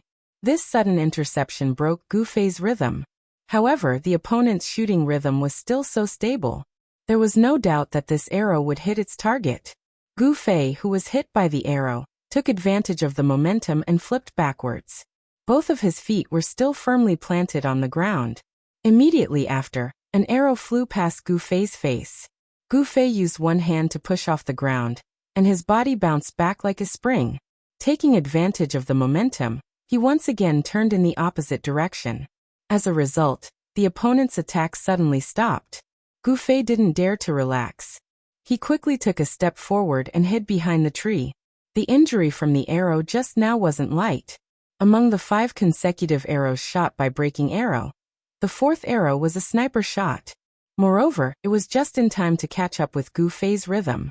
At this moment, it was destroyed by the tree. This guy. Hiding behind the tree, Gu Fei had already taken out a piece of bread and was eating it. In battle, he didn't actually want to replenish his mana, but instead wanted to replenish his health. This was also the first time in Gu Fei's PK career. He discovered that Breaking Arrow really couldn't be underestimated. In this forest, he had many advantages over Gu Fei. It was almost like Gu Fei using Kung Fu to bully ordinary people. Just now, the first "pa" that Gu Fei heard wasn't because Breaking Arrow's figure was exposed. This guy also noticed that the surrounding environment had suddenly become quiet. He immediately used this method to test the waters and lead Gu Fei to the most advantageous position for his attack. The first "pa" was because Breaking Arrow deliberately shot the arrow into the tree. And after that, with Gu Fei's continuous dodging methods, Gu Fei believed that Breaking Arrow wasn't an immortal. Even this was within his expectations. But when Gu Fei's rhythm was disrupted while he was dodging, he immediately seized the opportunity to deliver a sniper shot. This ability to seize opportunities was truly worthy of praise. In Gu Fei's Kung Fu terms, at that moment, Gu Fei accidentally revealed a flaw, and the water-breaking arrow immediately seized this flaw. Unfortunately, his attack power was limited. If his attack power was at the level of an instant kill like Gu Fei's, this opening just now would have already determined Gu Fei's life and death. So even though Gu Fei managed to preserve his life and was eating bread behind the tree, he wasn't happy in the slightest. For him, he had already lost a move just now. He could still continue, but because this was in the game. In the real world, he was now a half-dead man. If he were to be left here, he might die from excessive blood loss in a short while. What a pity! Breaking Arrow, who was hiding somewhere, felt that it was a pity that he wasn't able to kill Gu Fei. He had already done everything he could. The fourth arrow was a sniper shot and the fifth arrow was a powerful strike. Unfortunately, Gu Fei's reaction speed was too fast. Under these circumstances, he was still able to dodge the fifth arrow. And looking at his subsequent movements, even if Breaking Arrow had another arrow, he wouldn't be able to hit him. 1 arrow to lure the enemy, 5 arrows in a row, but still only 1 arrow hit. Too scary. Breaking Arrow discovered that even though he had the advantage, it wasn't that easy to take down Gu Fei. The key point was because this was the game. If it was in reality and he had a gun in his hand, Breaking Arrow sighed. He lightly pinched the quiver and filled it with arrows. Everything was done carefully and didn't make a single sound. At the same time, he continued to pay attention to Gu Fei's movements. He had to keep a distance from Gu Fei, because he knew that when a warrior's martial arts reached a certain level, they could sense the location of people who were paying attention to them. He didn't expect that this Qianli had such a high level of martial arts at such a young age. He didn't know what his real name was, but he shouldn't be a nobody. What would this guy do next? From the previous attack, he should have known his approximate position. However, after he hid, he didn't look over here. Could it be that he didn't know? Impossible. With this kind of cultivation, he had shot a total of 5 arrows. It was ridiculous that he couldn't even detect this. He didn't move now because he was waiting for the cooldown of teleportation. That's right, he was preparing to suddenly move to this area like before to catch me off guard. Breaking Arrow nodded. He felt that this deduction wasn't wrong. If this was the case, then the situation was still under his control. As long as he had the initiative, if the first time didn't work, he would try the second time. If the second time didn't work, he would try the third time. Sooner or later, he would fall in this forest. Breaking Arrow thought of this and couldn't help but smile. But then the smile froze on his face, because he saw Gu Fei. He didn't show his face to observe like he did, nor did he suddenly teleport to this area like he expected. He just walked out from behind the tree, very simple and very normal. This action was out of Breaking Arrow's expectation. Attack? He asked himself. At this time, the position where Gu Fei appeared was very good. However, he appeared so casually. Naturally, he had nothing to fear. It seemed that he didn't care about his attack at all. Speaking of which, if he didn't choose a bad position and almost hit the tree, even if he used the sniper, it would be useless. There wasn't much time. In this moment of hesitation, Gu Fei immediately approached him. Should he attack or retreat? Breaking Arrow knew that he couldn't wait any longer. If Gu Fei got any closer, he could fall into his perception range at any time. At that time, no matter how deep he hid, he would be discovered as long as he looked at Gu Fei. Then, wouldn't it be fine if he didn't look at him? If he didn't have the confidence to attack, he would be exposed. If he retreated with Gu Fei's sensitive ears, Breaking Arrow was also afraid of being exposed in this forest environment. In the end, he had this idea of continuing to hide. If he could hide, he would think that he wasn't here. If he was exposed, there was no difference between immediately moving or moving now. Breaking Arrow finally made up his mind. He stopped observing Gu Fei and retracted his gaze. With his back facing the direction where Gu Fei came from, he carefully hid behind the tree. Watching the battle from the side, Deepwater was amazed at Gu Fei's skill in dodging the arrows. At this time, he was also very surprised at his rash action of walking out from behind the tree. From Deepwater's point of view, fighting in the forest was all about keeping the enemy in the open and hiding in the dark. Whoever was exposed first would lose. This was the style that Deepwater was used to. If it wasn't for the fact that he knew that Gu Fei was a powerful expert, Shui would have long since given him the word idiot. But this method was used by Gu Fei after all, so Deepwater couldn't comment on it. When it came to fighting, this guy had a lot of experience. Just as Deepwater was about to continue watching the battle with a humble attitude, he saw Gu Fei wave the dark moonlight sword and yell, "Breaking Arrow, come out and fight me to the death." Fuck. Deepwater swung his arm in Gu Fei's direction. So this was his tactic. Deepwater's face was full of tears. This was simply not putting his opponent in his eyes. Sure enough, this wasn't a method that just anyone could use. But the problem was that Gu Fei was clearly in a difficult situation when dodging the arrows. How could he come out so confidently in such a short time? He really was an expert.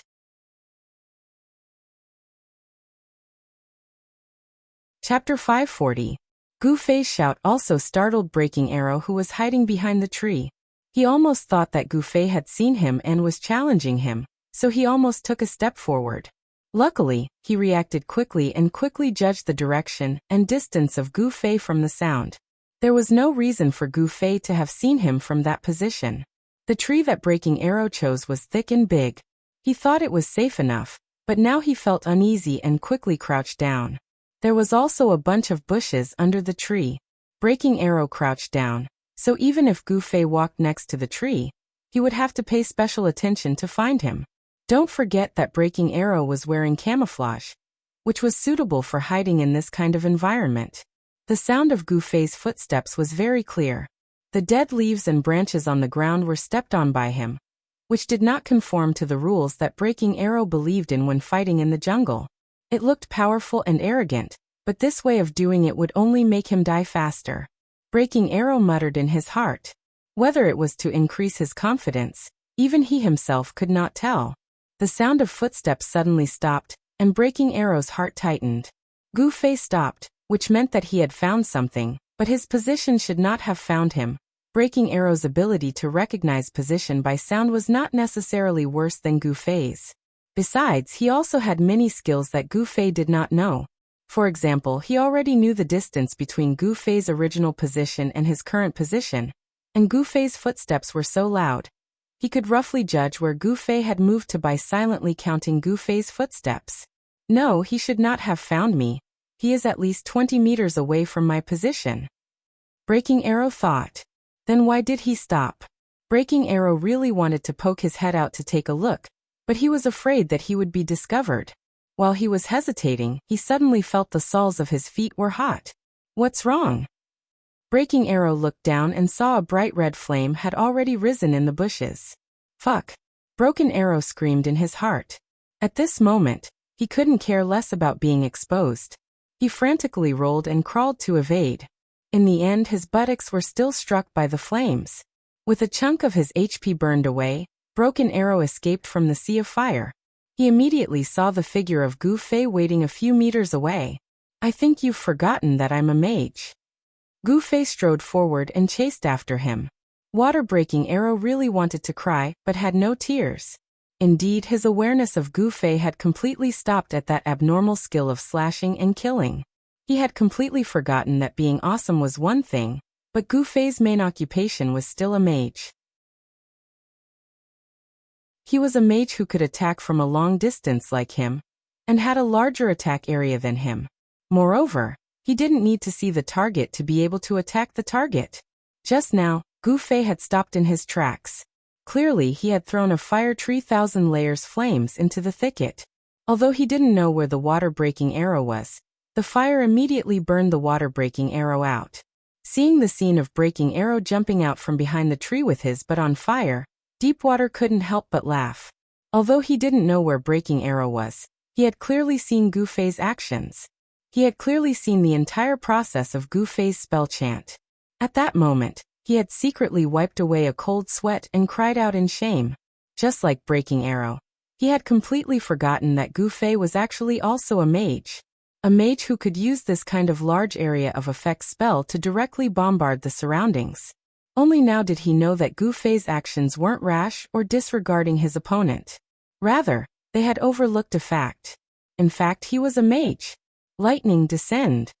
Seeing that Breaking Arrow had already been exposed, Gu Fei waved his sword and chanted.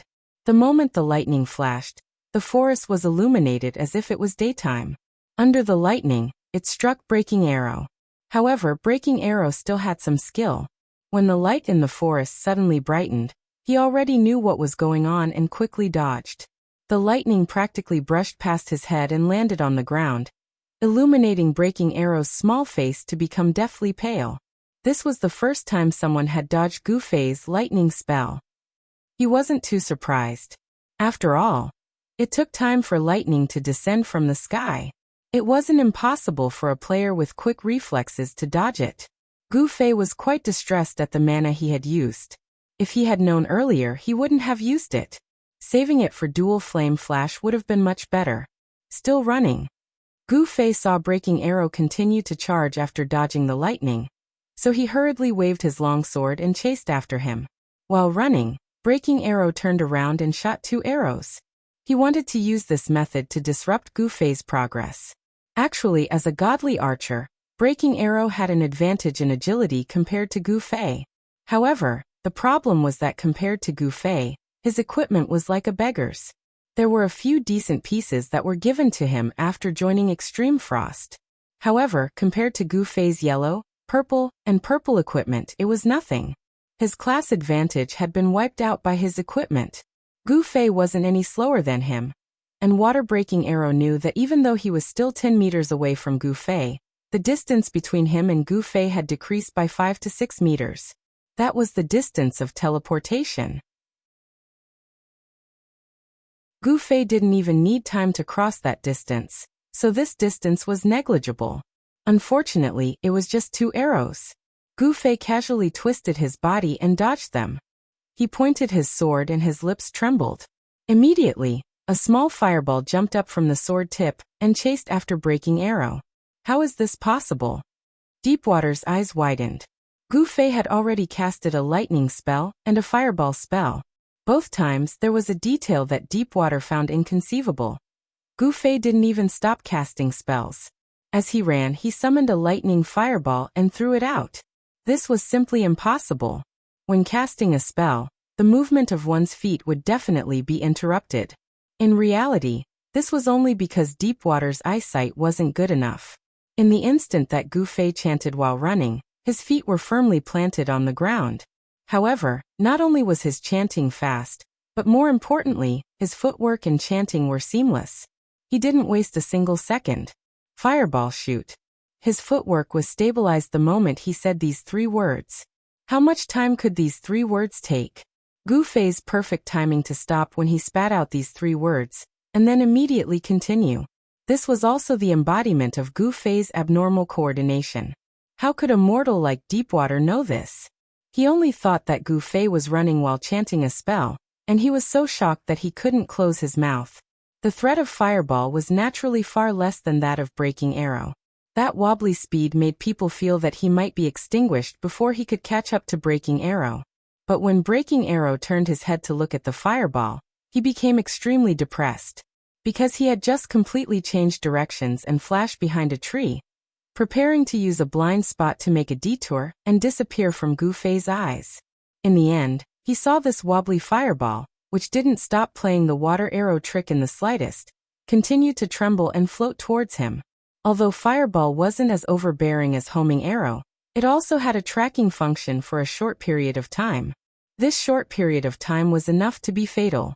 Breaking Arrow knew that this fireball wasn't here to attack him, but to guide the way.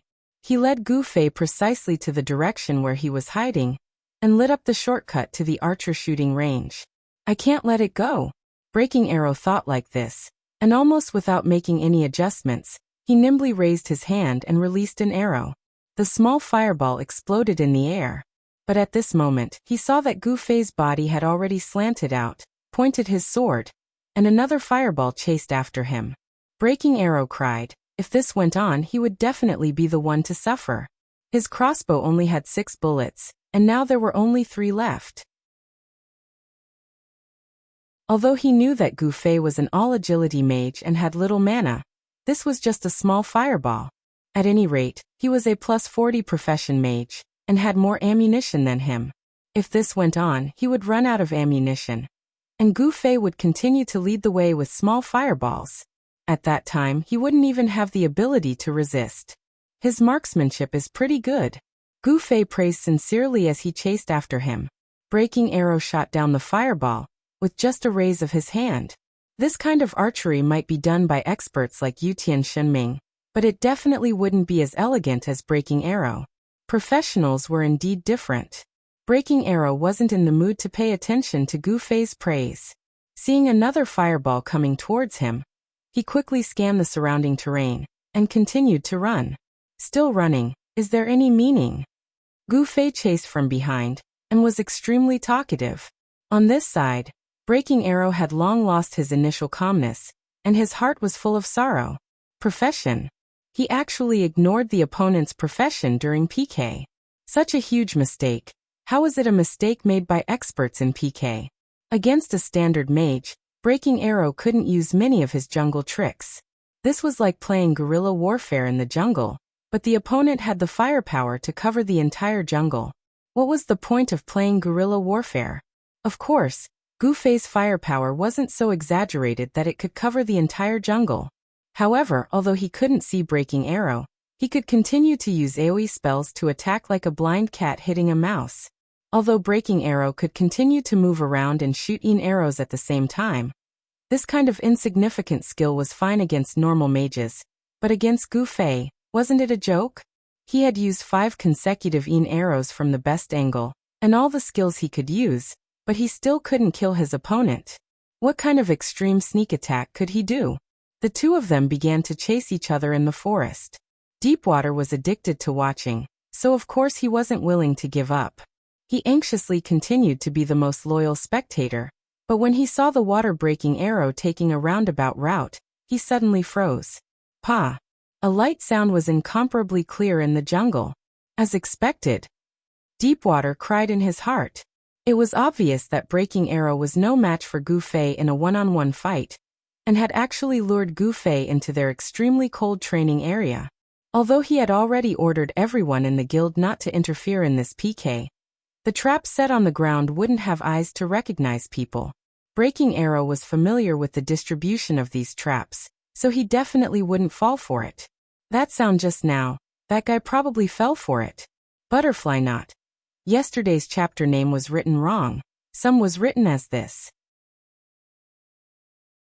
It's probably because I almost didn't update in time yesterday, so I'm a little nervous.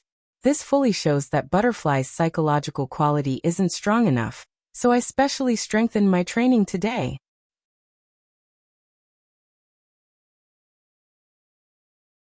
Chapter 541. Deepwater was wondering if Gu Fei had stepped into a trap, but he didn't expect the pa-pa sound of the trap activating to ring out continuously. Deepwater's vision was blocked at this time, so he quickly adjusted his steps and widened his vision. Finally, the scene behind a big tree appeared in front of him.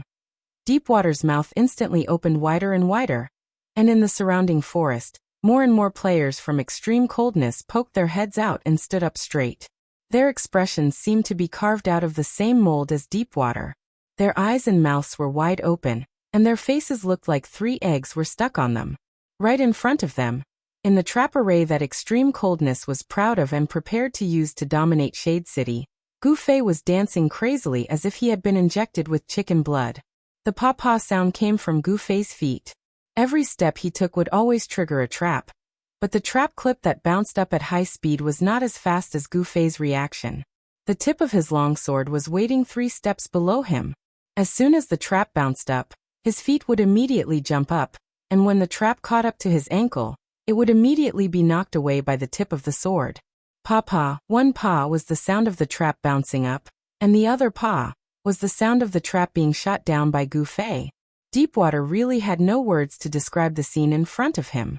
This scene evoked a very bad memory in him. The first time he fought with Gu Fei, he heard the trap sound behind him. He excitedly thought that Gu Fei had been stuck in the trap, but when he turned around, he was caught in the nose by the trap that Gu Fei had flicked away. And at this time, Gu Fei's performance was even more abnormal than that day. At this time, he was already deep in extreme coldness trap array. After all, this was not the steps at the entrance of Sunset City's dungeon. The traps were placed there naked. Here, all the traps were hidden underground, and Gu Fei could not predict the location of the traps at all. From the moment he accidentally stepped on the first trap, it was as if he had activated a chain of mechanisms. In order to avoid the first one, he would trigger the second, and after avoiding the second, he would step on the third. Deepwater and the others were dumbfounded. At this time, Gu Fei was also complaining in his heart. At this time, even having an inch of foothold was an extravagant wish for him. Gu Fei did not dare to be careless. The traps had already overwhelmed him, and he had no time to pay attention to where the water-breaking arrow was. After consecutively flicking down a few more traps, finally, When his foot landed, the ground was calm, and nothing broke out of the ground. Gu Fei let out a long breath, but did not dare to be careless. He maintained a posture with one foot on the ground. With the other foot, Gu Fei had to check the ground to see if there were any traps. The surrounding extreme cold players' faces were deathly pale. After that breaking Gu Fei's, all Gu breaking, Gu Fei's death. 10. 17. Someone stammered out this number. Everyone knew what he was talking about. Gu Fei had stepped on 17 traps in a row, but in the end, it was as if nothing had happened to him. 17 traps, all shot down by him with a single sword. Thinking back, from the moment Gu Fei stepped on the first trap until now, it was like a dream. Everyone realized that they could not remember what Gu Fei had done. Because everything had happened too quickly, everyone's brains were echoing with the two consecutive pa-pa sounds. The first pa was the sound of a trap being ejected. The second pa was the sound of a trap being shot down. Suddenly, everyone felt that the future of their class was very bleak, very bleak. In this kind of environment, 17 traps in a row had not been able to subdue someone. Was there still a future for this class? Everyone stood in place stupefied. Even the trees around them were livelier than they were. When the wind blew, they could even make a slight sha-sha sound. Gu Fei did not seem to realize that his perverted actions had created a destructive psychological shadow in the hearts of the surrounding players. At this moment, he was still maintaining the posture of a golden rooster standing on one leg. With one hand holding onto his sword, he poked at the ground, trying to find an empty space where he could rest assured. At this moment, the rustling sound of the wind suddenly grew louder, but it was clear that the wind did not suddenly become fierce. Everyone's hearts moved, and they looked towards the direction of the sound. Breaking arrow. He rushed out from the bushes and pounced on Gu Fei, who was trapped in the trap array. Old broken arrow. The players were crying tears of joy. It was obvious that they viewed the water-breaking arrow as their last hope. They hoped that someone would prove to them that traps had a future, and that they had the ability to defeat any perverted player. In fact, they had forgotten that Breaking Arrow was not a lurker that specialized in playing with traps. You still haven't left. Gu Fei's expression changed. He thought that Breaking Arrow had lured him to this place because he wanted to escape while he was trapped. He didn't think that Breaking Arrow was actually secretly watching from the side, and still harboring killing intent. This Breaking Arrow was much more promising than Gu Fei had imagined. Breaking Arrow did not reply. He was silent, and fiercely pounced towards Gu Fei. He had also stepped into the trap that Gu Fei was trapped in, but every step he took was safe and sound. Old Breaking Arrow, so cool. All the players shouted. The guild leader had instructed them not to interfere in this PK, and they had obeyed. However, in a PK, everyone had their own opinions, and that was fine, right? In this battle, no matter what angle they looked at it from, the players of Extreme Frost would all stand on Breaking Arrow's side. In fact, if it wasn't for the fact that the guild leader, Deepwater, was watching from the side, some of them might have already made a move. Even if they didn't openly help, they could still sneak a shot or two in the dark. This was the forte of a lurker. Breaking Arrow rushed over aggressively, but Gu Fei was still standing on one foot, unable to find a foothold. This was exactly the opportunity that Breaking Arrow needed to seize. Dual Flame Flash Dodge. Gu Fei didn't dare move his feet, and could only helplessly defend. His longsword trembled, and a dual flame flash stabbed towards Breaking Arrow. Breaking Arrow did not panic. Seeing the incoming force, he jumped to the side. Gu Fei would never stop in one move, but seeing Breaking Arrow dodge, he could only curse in his heart, "Motherfucker." Breaking Arrow's jumping position meant that Gu Fei wanted to follow up with a follow-up attack. Not moving his feet was completely out of the question. This guy completely knew that Gu Fei didn't dare to move recklessly. After dodging the sword, Breaking Arrow didn't give way, and continued to pounce. Seeing his stance, Gu Fei actually gave up on using his crossbow as a gun, and came over to play close combat with Gu Fei. Normally, Gu Fei would welcome this, but right now it was a very serious challenge. Even though we often see experts in movies and television beating people up without moving, don't forget that those are all first-rate experts toying with noobs. If it was any random player that Gu Fei picked up, he could obviously do the same, but the person in front of him wasn't an ordinary player. The water-breaking arrow rushed forward and raised his palm to lock onto Gu Fei's throat. This move was very vicious. If it was a real fight, it would definitely be able to break Gu Fei's throat and kill him in one move. Gu Fei didn't dare to be careless, and at the same time he tilted his body to avoid the attack. He used the leg that hadn't had a chance to land, and swept it horizontally towards Breaking Arrow's head. Breaking Arrow arched his body to avoid it, and followed up with a sweeping kick towards Gu Fei's supporting leg. In the end, Gu Fei's leg was even faster. The foot that was sweeping towards his head suddenly changed direction, stepping down on the broken water archer's lowered head. Following that, the broken water archer was almost trampled to the ground. Gu Fei used the force of this step to avoid the sweeping foot with his other leg, and his body had already leapt into the air. Teleportation. In the air, Gu Fei chanted towards the sky, and with a whoosh, he had already appeared in the air. Both of his hands grabbed onto the branch that was hanging in front of him, and with a swing of his body, he had already flipped over. Sorry, I was forced. Gu Fei gestured to Breaking Water Arrow, indicating that he had no choice but to step on Breaking Water Arrow's head under his foot. Once Breaking Arrow heard this, he became even more depressed.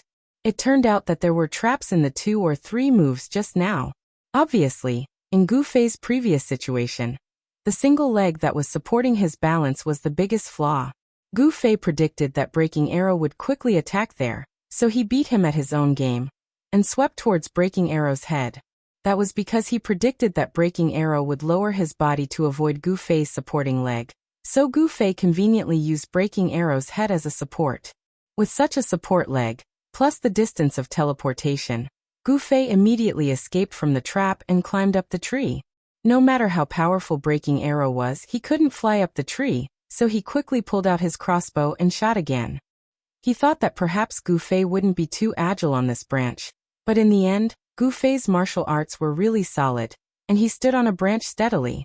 Turning left, turning right, Breaking Arrow shot out 6 arrows, but none of them hit. He quickly pulled out the arrow box and buried his head to reload, occasionally looking up at Gu Fei on the tree. He saw Gu Fei take out an apple from his pocket and nibble on it. This was also equivalent to reloading his ammunition. Mana recovery was still a bit slow, especially when Gu Fei couldn't wait for the best recovery time. After taking 2 bites, Breaking Arrow's ammunition was already reloaded, and he raised it again to aim at Gu Fei. Gu Fei helplessly spread his hands towards him. What's the point? You can't hit anyway. Do you really have to shoot all the arrows in your pocket? Breaking Arrow clenched his teeth. This was indeed the case, but if he didn't shoot, what else could he do? In the end, you still have to play with the gun. Then why did you rush over? Gu Fei said. Breaking Arrow didn't answer. In fact, he certainly didn't want to rush over. But how could he have thought that Gu Fei was so abnormal that he couldn't be controlled even after stepping on 17 traps? Gu Fei previously maintained his posture, and didn't dare to move, which was no different from falling into a trap, but this was for people like Gu Fei who didn't know. Breaking Arrow, who was completely familiar with the trap array, knew very well that Gu Fei had jumped out of the array after picking 17 traps in a row. If he dared to take 2 steps randomly, he would soon notice. Breaking Arrow rushed up, wanting to force Gu Fei back into the array before he noticed. After all, it was easier to control the opponent's movement in close combat. But who would have thought that Gu Fei could use his head to fly up the tree? Life was really too helpless. Butterfly knot. Well, the 2 of them have fought for long enough, it's time for a real result.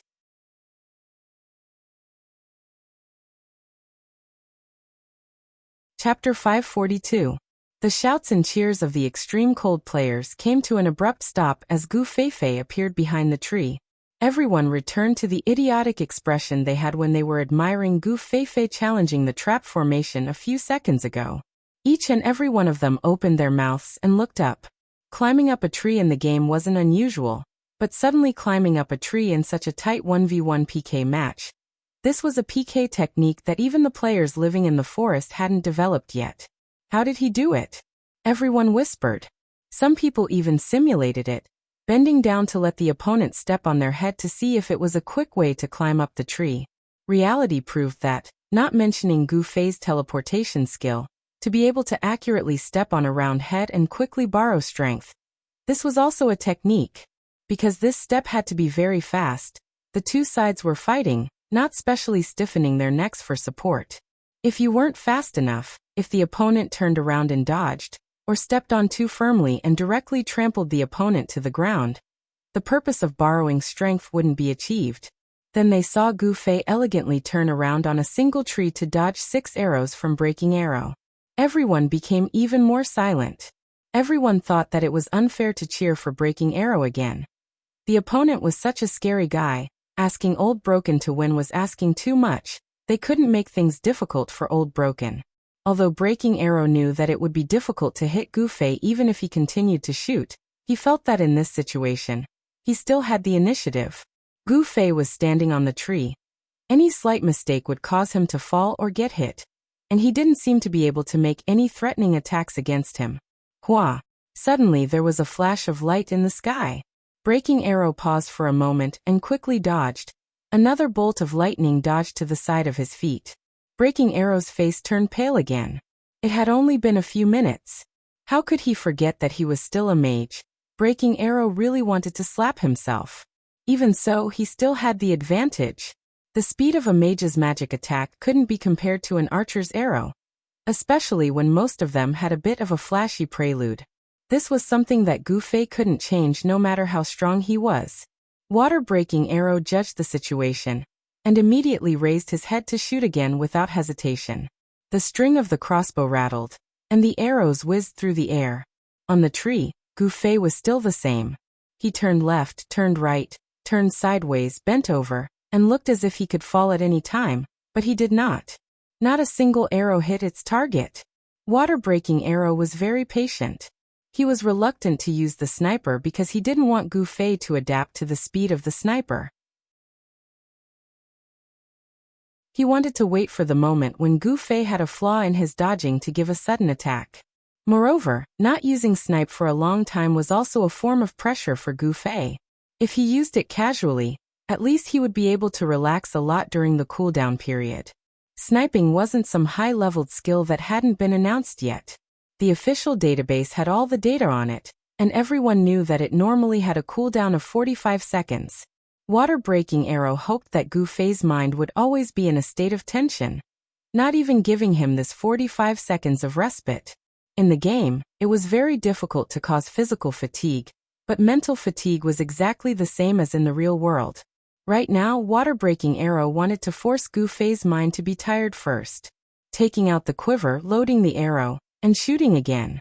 Water-Breaking Arrow skillfully performed this set of actions. After loading the arrow, he immediately raised the arrow and shot. Then it was time for Gu Fei to perform. Attacking Water-Breaking Arrow also tried to attack Gu Fei by calculating the distance in advance.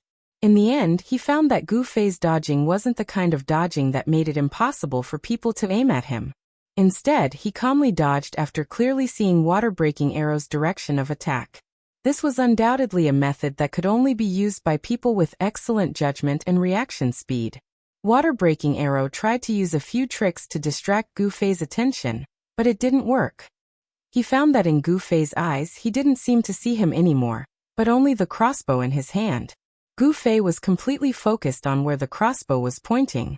As for whether Water-Breaking Arrow was dead or alive, whether he was lying down or standing, he didn't care. I don't believe that you can keep dodging. Water-Breaking Arrow's vigor also came up. Box after box of arrows was shot, but he didn't give up. He shot again and again. Gu Fei would occasionally return 1 or 2 spells, such as lightning, area of effect, small fireball, and so on. Water-Breaking Arrow dodged and returned fire. Just like this, they maintained a certain distance, going back and forth. Someone in the audience yawned first. Immediately, it spread like H1N1, and the yawns began to rise and fall.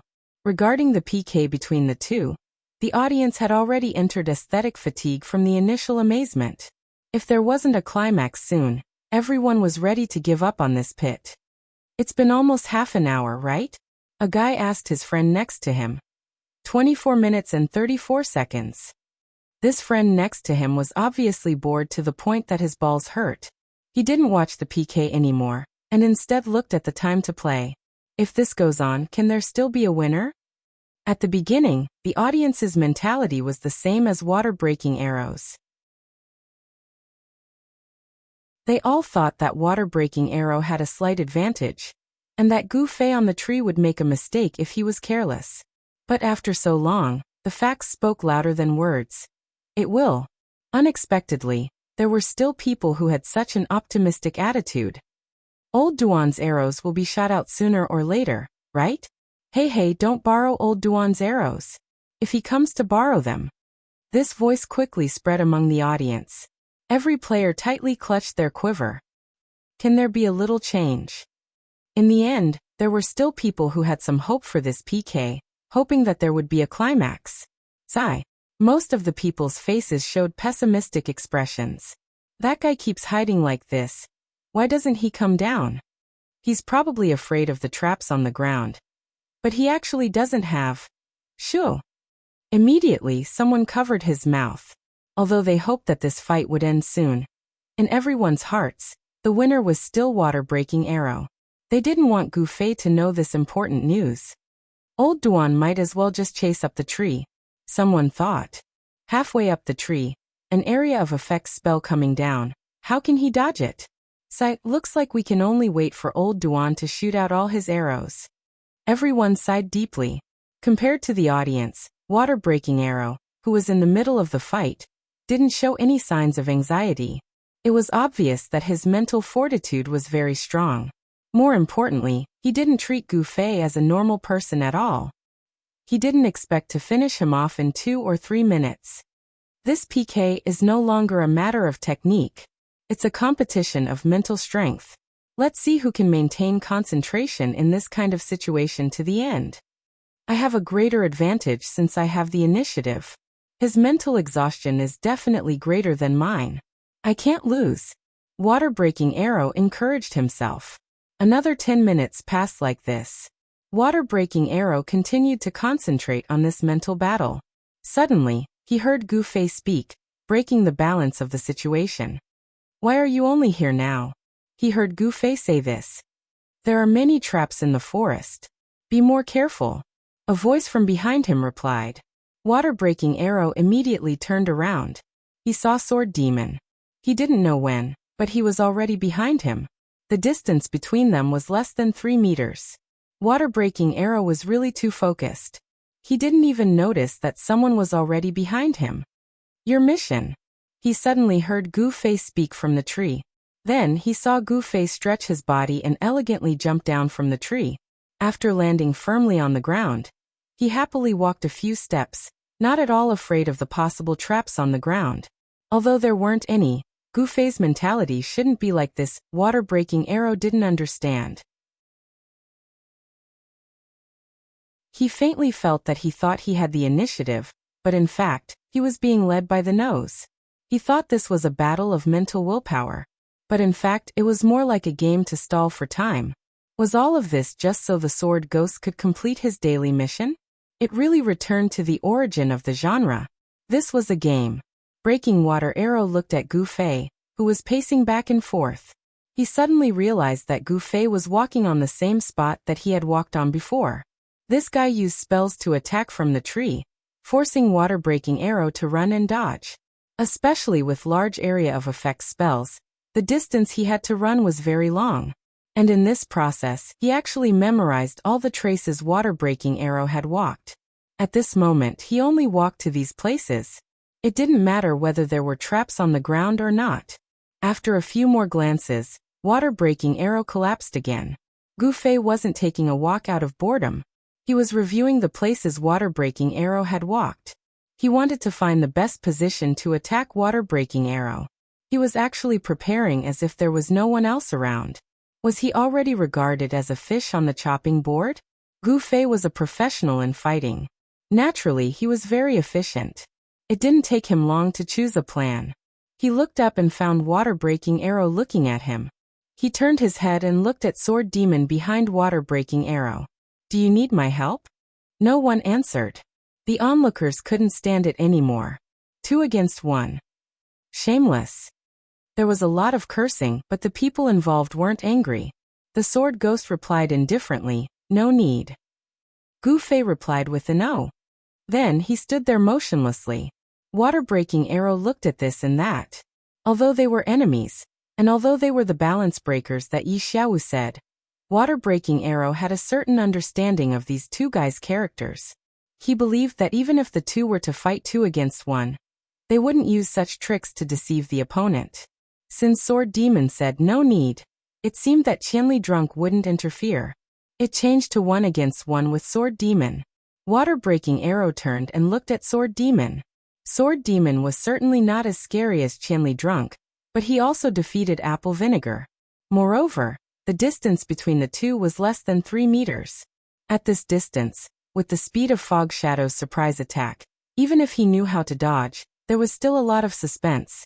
However, the ground was full of traps. This guy would also have misgivings and wouldn't use such a direct attack. Water-breaking arrow thought and raised his crossbow again. His hand was still so steady. Sword Demon's figure suddenly disappeared. Water-breaking arrow cursed inwardly. When Sword Demon appeared again, he was already in front of him. The daggers in his left and right hands stabbed at him at the same time. Water-breaking arrow subconsciously dodged. His heart was full of tragedy. He had miscalculated again. He didn't think that a reliable veteran player like Sword Demon would be so reckless and not consider the existence of the traps on the ground.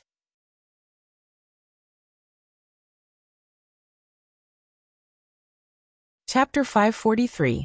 Sword Demon felt quite sad at this moment. He didn't expect Water-breaking arrow to still be able to react to his attack at such a close distance.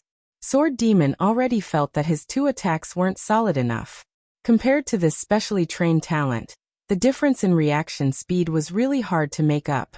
Although it didn't cause an instant kill level damage, the impact of Misty Ambush still exploded. Water-breaking arrow was hit far away by this attack, and was about to fall into the bushes in the blink of an eye. Last time he had been killed by Gu Fei's sword when he had fallen to the ground in a panic. This time, the tragedy was repeating itself. Water-breaking arrow glanced at Gu Fei. At this time, Gu Fei had even put away his sword. Clearly, he was only prepared to watch the duel between him and the sword ghost. Water-breaking arrow let out a sigh of relief. One attack didn't kill him, so there was still a chance. Water-breaking arrow thought, and began to pay attention to where he would land in the air. There was a place around him that he could immediately hide. As a result, he immediately knew that this was bad. The place where he was about to fall was a large area of traps. At this time, he had already lost his balance in the air and couldn't adjust his body. If he fell like this, he would definitely be caught in the traps. Everything happened so quickly. Water-breaking arrow just finished thinking that this was bad, and was already lying on the ground. Branches and leaves flew around under his violent pressure. Pa-pa-pa sounds rang out continuously. People like Deepwater, who were experienced and had outstanding judgment, immediately realized that the water-breaking arrow had triggered at least 6 traps. Water-breaking arrow lost the ability to move after falling to the ground, but at least he could still use his hands to support himself up.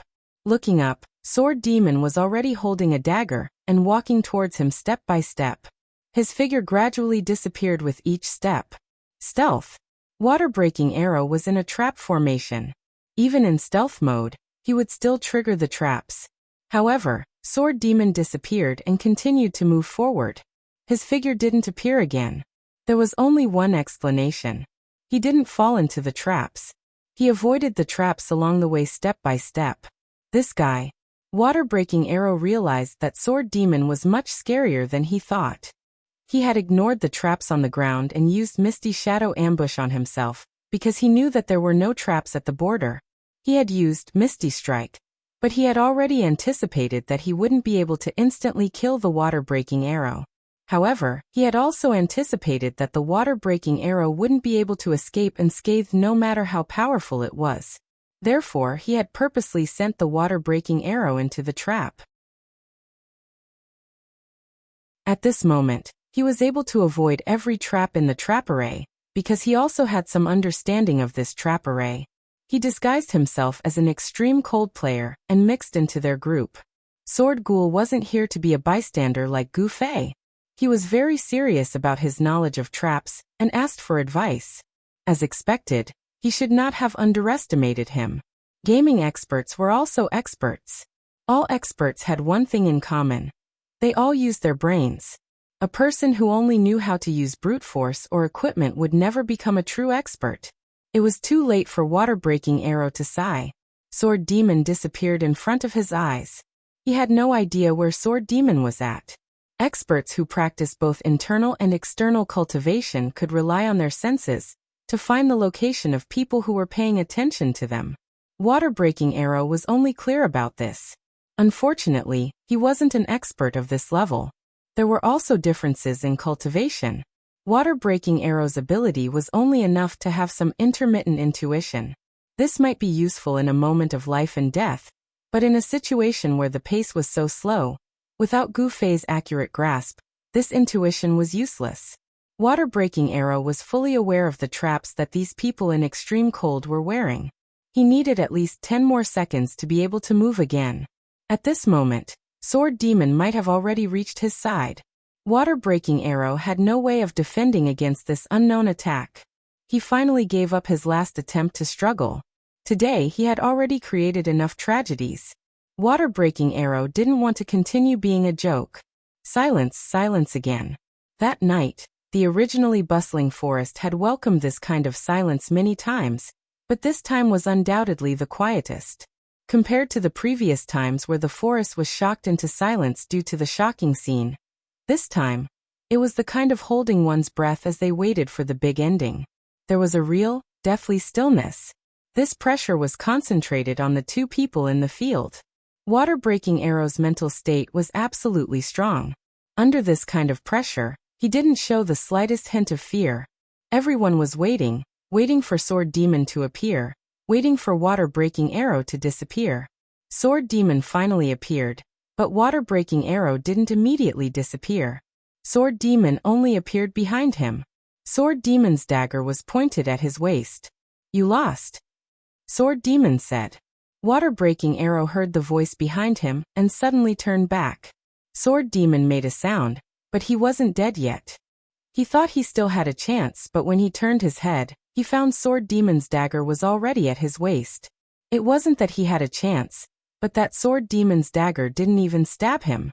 Water-breaking arrow was a little confused. He looked at Sword Demon. "I owed you a favor before." Sword Demon had already put away his dagger. "Now I've paid it back." Water-breaking arrow was startled. He understood what Sword Demon was referring to. Previously, they had doubts about their purpose in sneaking into extreme cold, causing a lot of trouble. After that, they expressed their apologies. Water Depth had already said this to Water-breaking arrow on their behalf. However, they had already fallen out with each other. Although Water-breaking arrow didn't have the evil intentions that they had imagined, it was still related to them. If it was Water-breaking arrow's way of thinking, it was hard to say whether they owed him a favor or not. "You don't owe me any favors," Water-breaking arrow said. "Whether it's bad or not, that's my opinion. It's not up to you to decide." Sword Demon finished speaking and retreated. "Anyway, I think it's not bad now. So the next time we meet, I won't be merciful." Under everyone's gaze, Water-breaking arrow was originally a god in many people's hearts. At this time, he was completely defeated, and he even wanted to let him go with the excuse of returning a favor. For any self-respecting person, this was worse than death. Leaving under everyone's gaze wasn't an easy thing to do. But Water-breaking arrow didn't seem to care about this at all. He only looked at Sword Demon, who already had his back turned to him.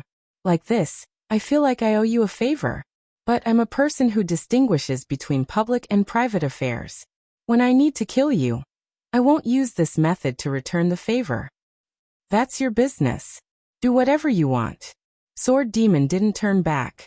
Water-breaking arrow looked at him, then looked at Gu Fei. He actually nodded his head, then turned around and walked out of the trap. "I'm sorry."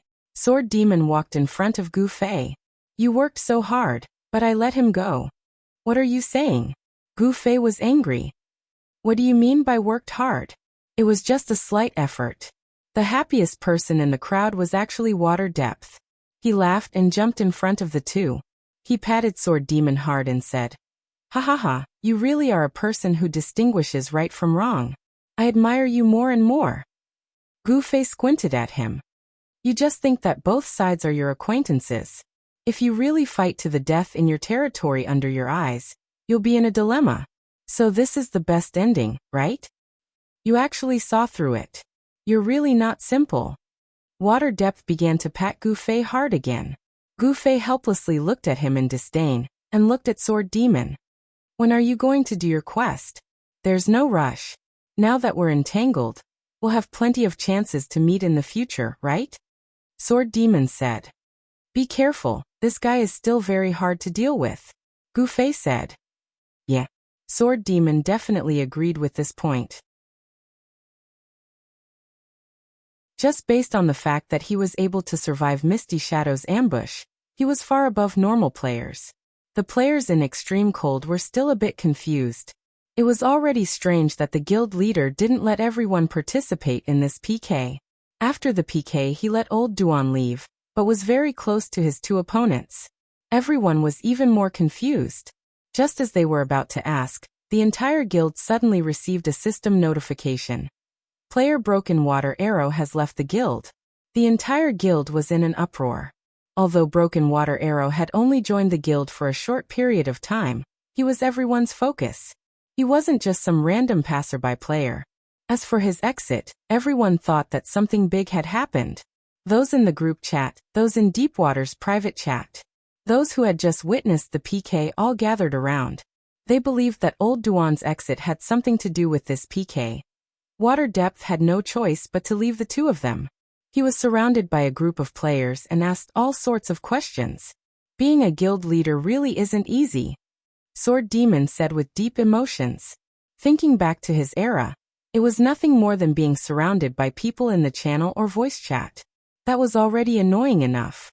Now that Water Depth was surrounded by a group of people and asked questions, Sword Demon suddenly felt a chill down his spine. The scale of the guild in the parallel world was much larger than in the previous game. Moreover, he needed to communicate with his brothers face to face. Perhaps he should be glad that he didn't manage to create a guild this time. Water Depth's current situation was a bit too horrible to look at. TSK, this encirclement, it's such a pity that I didn't use double flame flash. Gu Fei also muttered at the side. Sword Demon sweated profusely when he heard this. If Water Depth was in Gu Fei's place and used double flame flash, with his slashing skills, that one attack would probably kill 20 people. Broken Water Arrow, who had left the forest, immediately contacted Yi Xiaowu. I just met Qianli Drunk and Sword Demon. I lost to them. How could it be such a coincidence? Yi Xiaowu said. That guy, he ran into the forest to wait for me. Broken Water Arrow said. This guy. Yi Xiaowu muttered.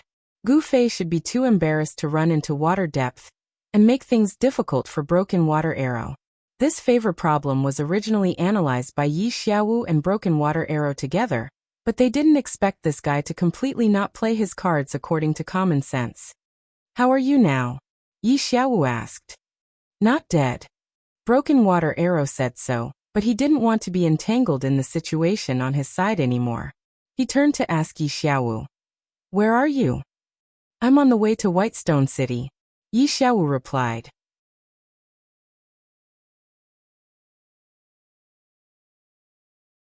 Chapter 544. The distance between Shady Grove City and Baishur City was only the distance between two cities, so it wasn't easy to walk.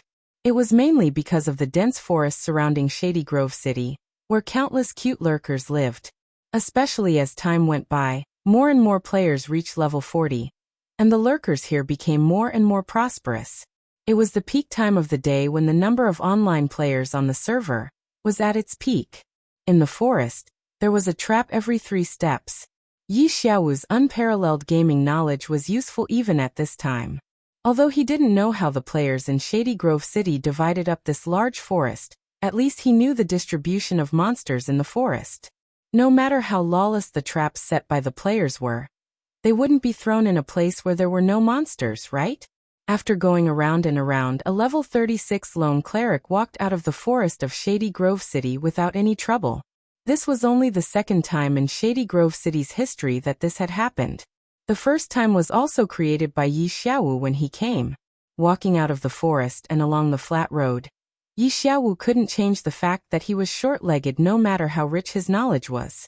When he arrived at Baishur City, it was really late. For example, Gu Fei had already gone offline. Yi Xiaowu didn't stop and went straight in the direction of the knight's camp when he arrived at Baishur City. In the knight's camp of Baishur City, Silvermoon sat alone on a step in the camp.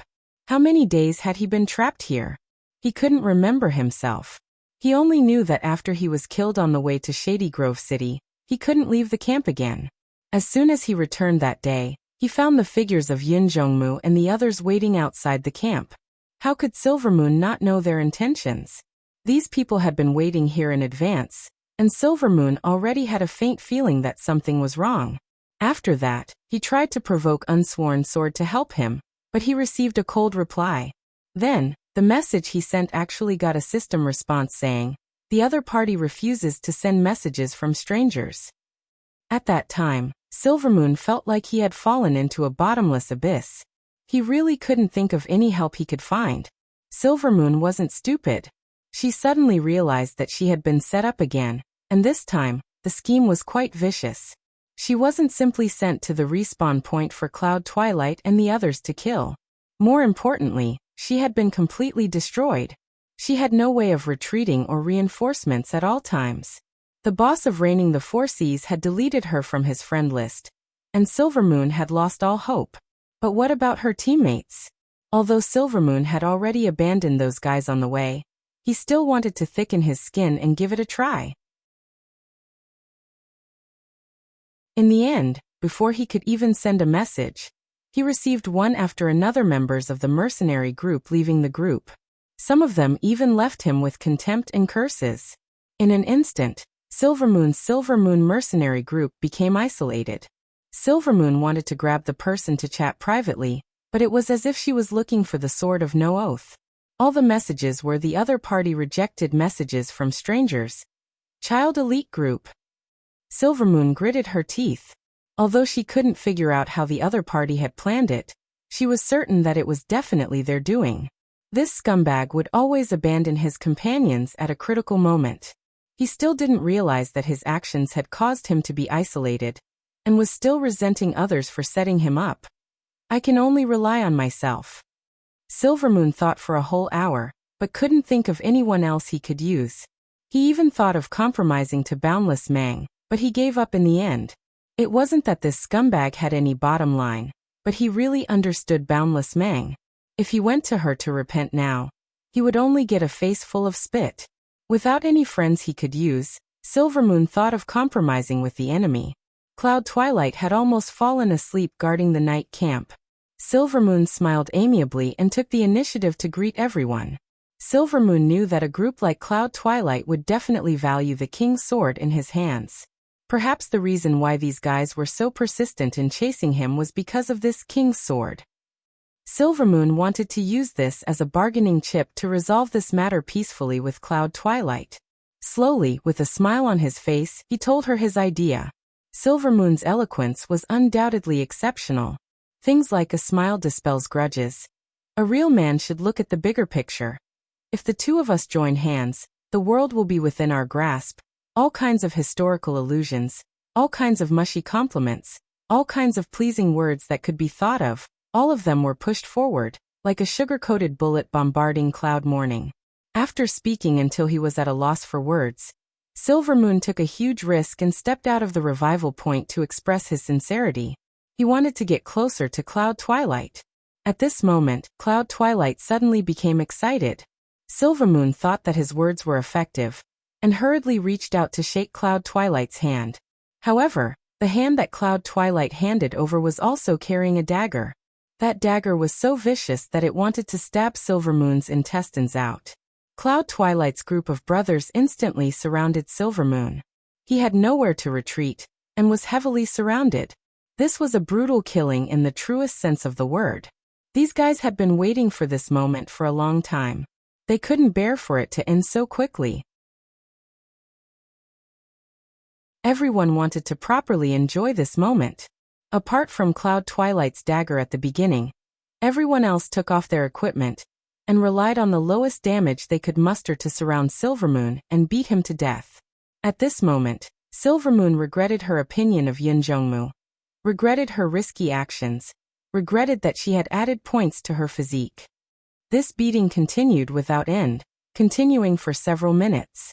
Even so, there were still many people who didn't manage to hit him, and in the end, they started arguing with their own people. Before dying, Silvermoon was even spat on by Cloud Twilight. "Damn you, you talk so much." After dying, Silvermoon was filled with grief and indignation, but he didn't dare to leave the revival point. He stood in the circle and spat at these guys for a while, before going offline helplessly. Silvermoon had already realized that Cloud Twilight's hatred towards him was beyond material. It was completely mental, and he definitely wouldn't let it go after killing him once. The next day, Silvermoon carefully looked around the revival point, but he didn't discover anything. There was no way Silvermoon would be willing to hide in the revival point forever. Although he knew it was dangerous, he had no choice but to take this risk. Thus, he gathered his courage and walked out of the revival point. Safe. He was actually safe. Silvermoon, who was prepared to immediately retreat to the revival point, didn't receive any attacks. Silvermoon was pleasantly surprised. However, just as he took 3 steps away from the revival point, a large number of hidden thieves appeared. His path of retreat was blocked, and they surrounded and beat him up. Silvermoon fought back bravely, but this time, Cloud Twilight's group of brothers used the same trick again. They stripped off their equipment and wanted to slowly torture Silvermoon. However, some people went a little overboard. Not only did they remove their weapons, they actually stripped off their entire bodies to take advantage of Silvermoon. How could Silvermoon's attack power be child's play when he had the level 70 Sword of Kings? One of the naked thieves was actually killed by Silvermoon. This naturally enraged the crowd. Amidst shouts of "Grandson, you dare to fight back!" the beating became even more inhumane. Before Silvermoon died, he lost count of how much saliva was splashed on his body. Everyone's punches and kicks weren't enough, and they even had to splatter on him. Silvermoon finally knew fear. He didn't dare to take any more risks. He was afraid that next time, these guys would even use their noses and snot on him. After not going online for a few days, Silvermoon hoped to wear down these guys' patience. After that, he didn't dare to openly leave the revival point. He changed his equipment and wore a mask. After everything was done, he took 3 steps out of the revival point and was surrounded and beaten up inhumanely. Silvermoon cried. He knew that it was impossible for him to leave just like that. Let's waste time. Then let's waste time. Silvermoon gritted his teeth and began to compete with these guys in terms of patience. He took out a stool from somewhere in the revival point and sat there every day, leisurely basking in the sun. Cloud Twilight's brothers were naturally unhappy, but the people at the resurrection point couldn't even spit on them. Silvermoon's "I don't have you in my eyes" expression was a great provocation to them. Silvermoon finally let out a small sigh of relief. After thinking about it, he felt that his actions were really unwise. Only by wearing down these guys' patience would he have a chance to get out of this predicament. Being so impulsive and provoking them, wasn't he just making things difficult for himself? After thinking it through, Silvermoon didn't do such a thing again. He began to deliberately control his online time. Every day he would come online and show his face for a while, then he would go offline. In the end, the situation became worse and worse. Originally, it was just Yun Zhongmu's people. After a few days, Silvermoon didn't expect his old colleague and subordinate, Lan Yi, to bring people to find him. Of course, Lan Yi didn't come to save him. That day when he saw him, he fiercely criticized Silvermoon's despicable past. At that time, Silvermoon hurriedly went offline, but Lan Yi's mouth didn't stop. The next day, when Silvermoon came online again, he found that a lot of people he didn't know were looking at him with disdain. Outside the revival point, there were a lot of people who wanted to kill him. Silvermoon cried once more. Silvermoon also thought of other ways. He used some methods to contact some professional players in the gaming studios to help him get out of this predicament. Unfortunately, he was really notorious now. He was already known as the #1 scum in the parallel world. With such a big reputation, even gaming studios wanted to avoid him. People in gaming studios also wanted to earn money. Their own image was very important. How could they stand on the side of the #1 scum? Of course, if Silvermoon was willing to pay a high price, there would also be people who would take the risk anonymously for the sake of benefits. However, the problem was that Silvermoon wasn't Slim Waist Dancer. Apart from being a scum, he was just a normal player. There was no way he could spend a lot of money. Give up the king's sword? This was Silvermoon's final bargaining chip. He believed that the value of this thing was enough to drive a lot of people. However, this was Silvermoon's bottom line when he had no other way. After being in this state for so long, Silvermoon had started to consider this bottom line more and more. But in the past 2 days, a guy called Water-Breaking Arrow suddenly wrote in. These letters were not from the game. Silvermoon had no chance to access the game mailbox at all. Fortunately, he went SOS everywhere and left a lot of his contact information.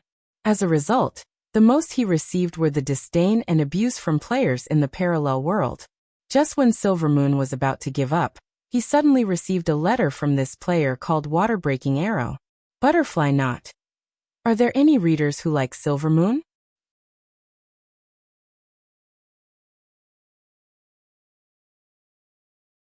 Chapter 545. Silvermoon didn't pay much attention to Water-Breaking Arrow's first letter, because it wasn't the first time he received such a letter. He had once been overjoyed, but after contacting her online, he quickly realized that it was just a trick to lure him out of the resurrection point. Fortunately, the experienced Silvermoon was smart and cautious.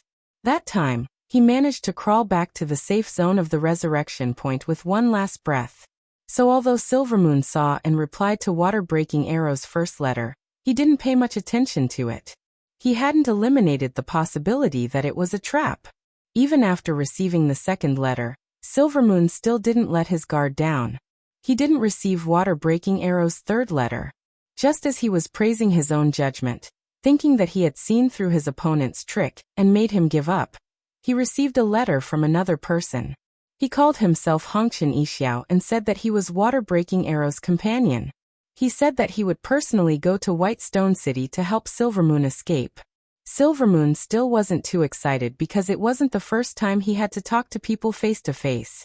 He had talked to people face to face many times. However, Silvermoon was a master at tricking people. These small characters really couldn't trick him out of the resurrection point.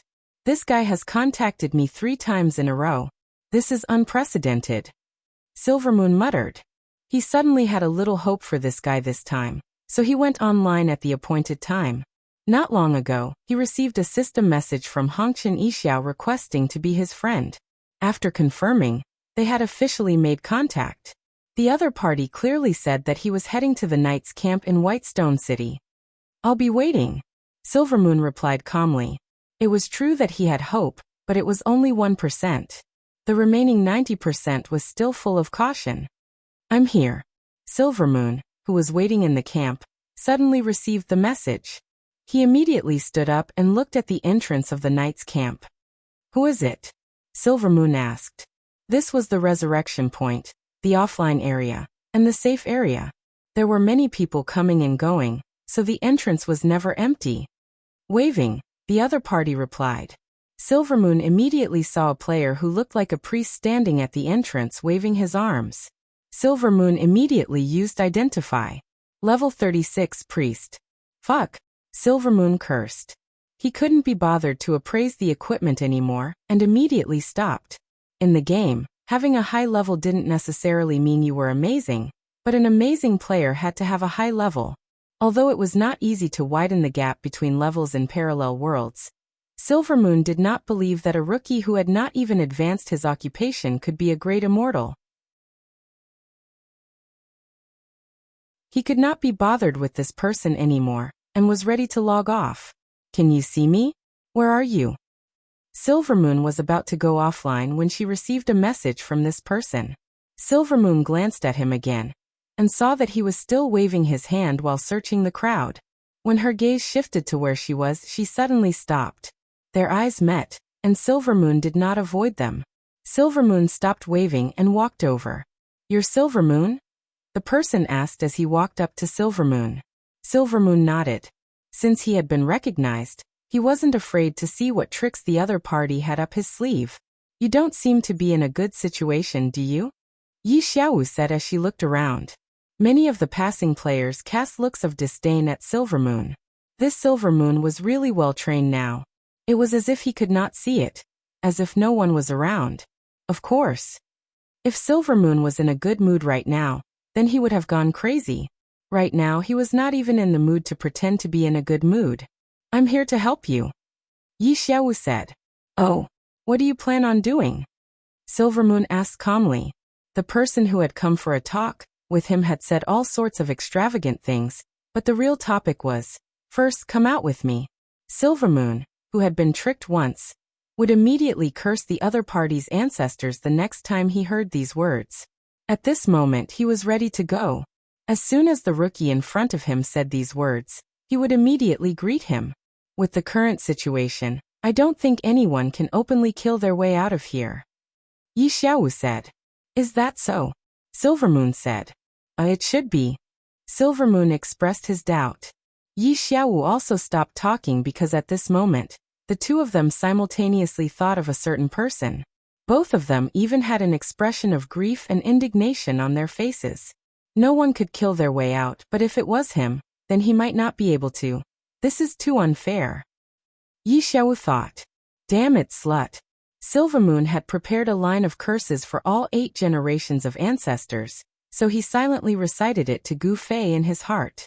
Afterwards, he continued to quietly wait for the other to speak. Yi Xiaowu didn't say anything. He just quietly took out a scroll from his pocket and waved it at Silvermoon. "What scroll?" Silvermoon couldn't help but ask.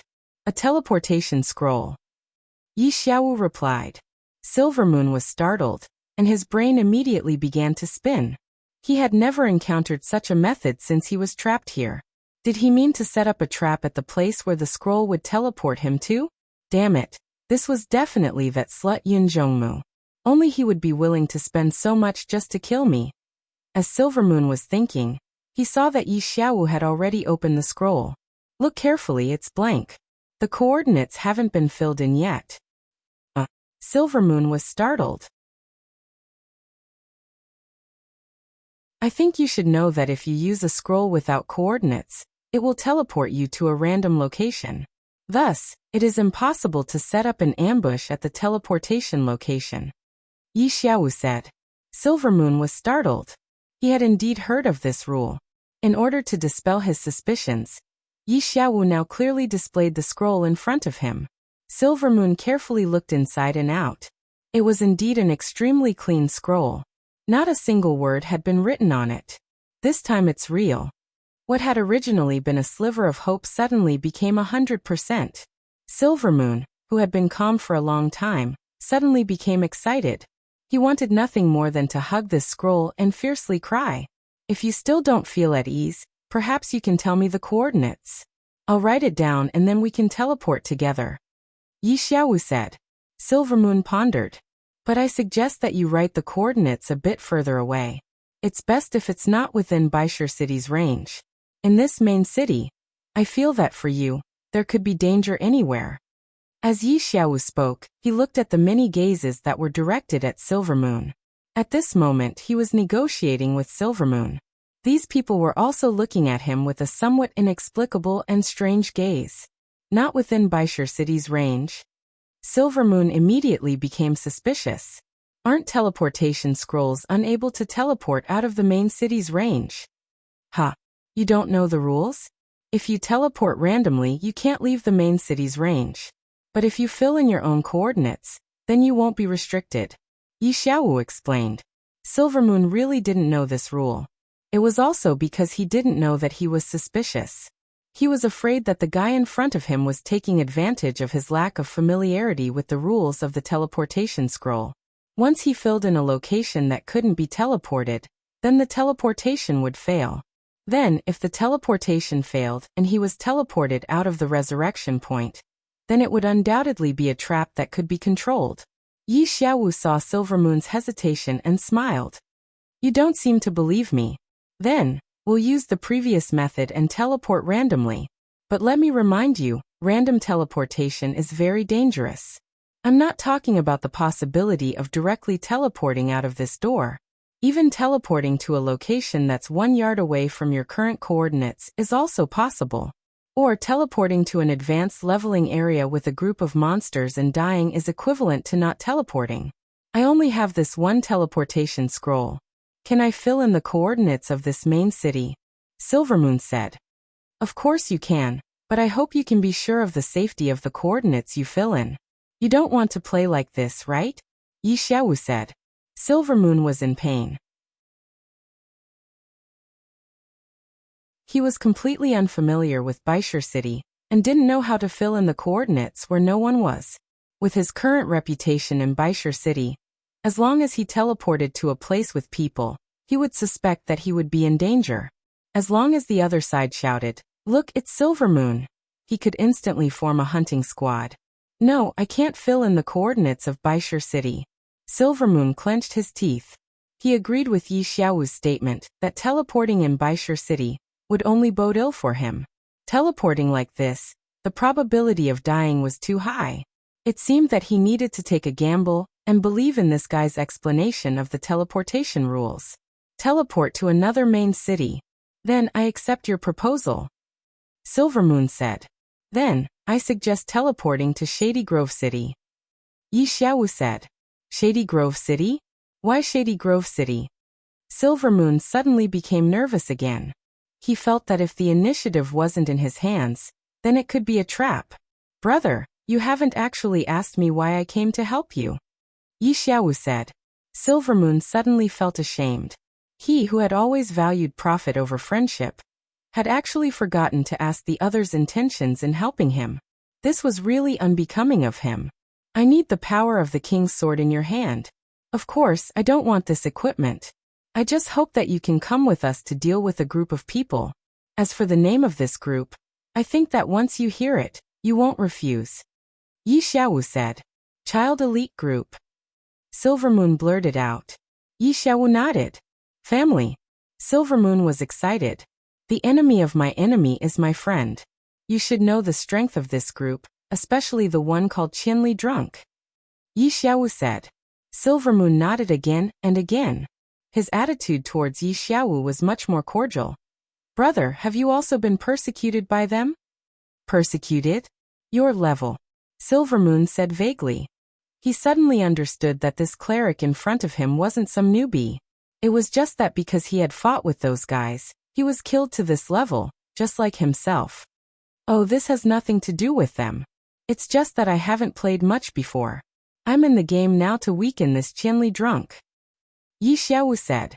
Oh, then what are you waiting for? Let's go. Silvermoon urged. Don't rush. We're still waiting for someone. When the time comes, we'll go together. Yi Xiaowu replied.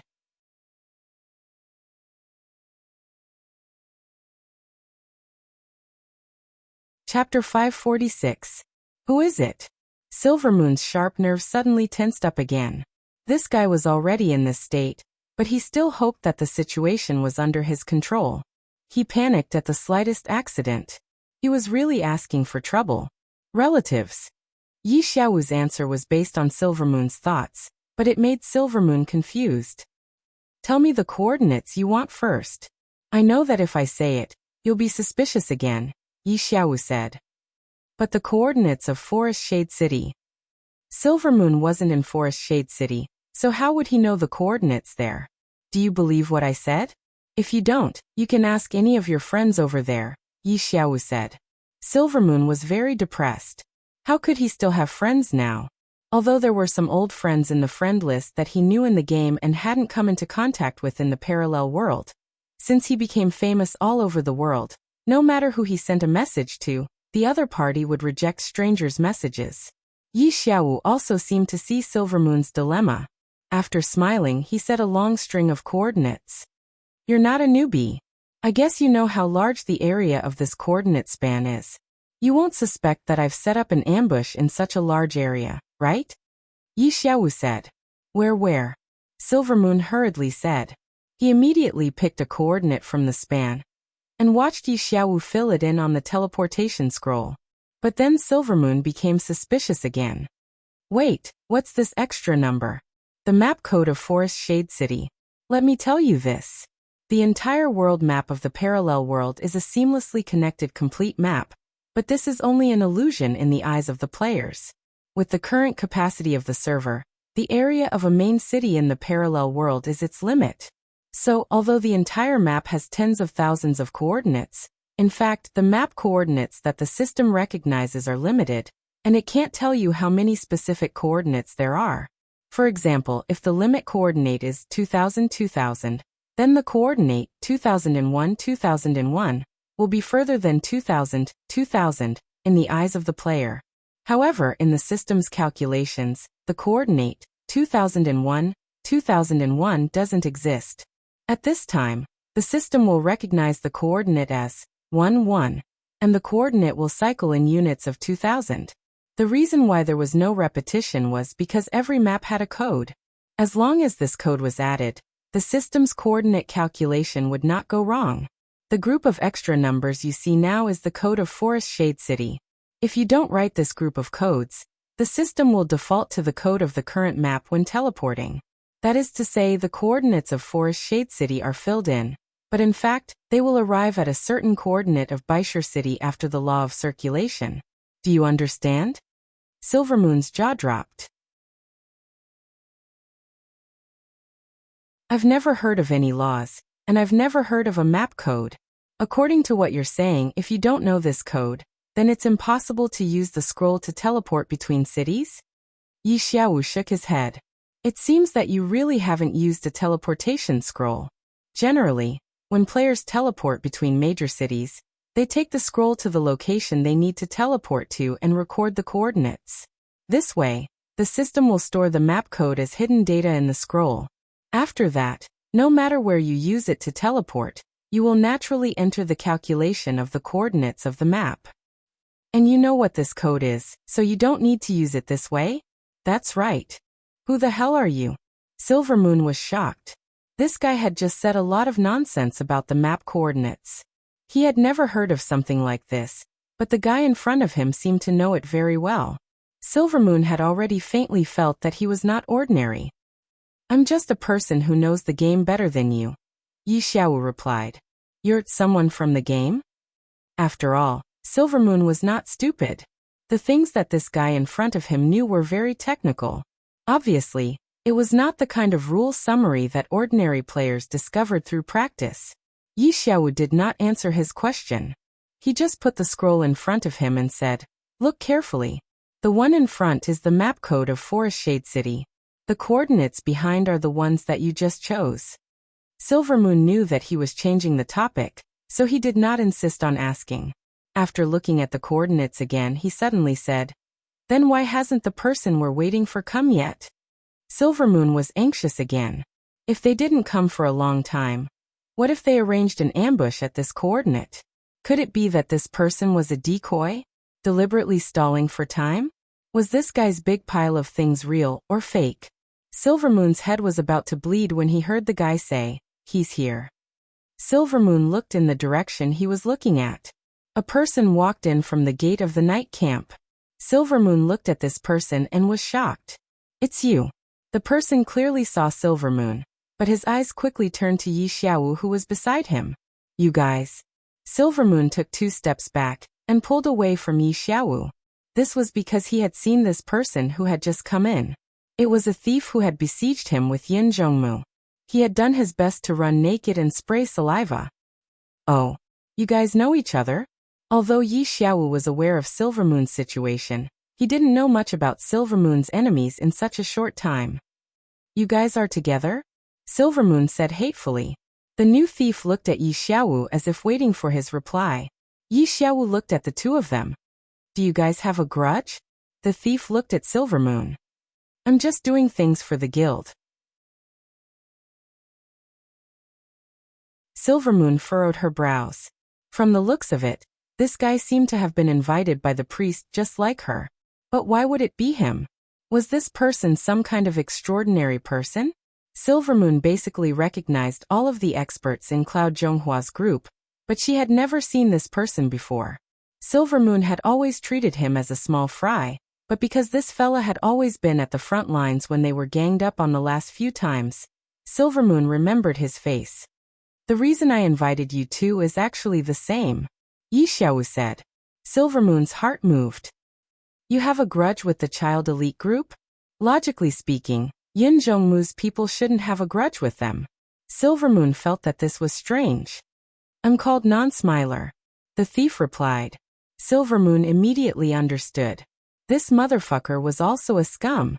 He was the first person that Qianli had killed in a drunken stupor.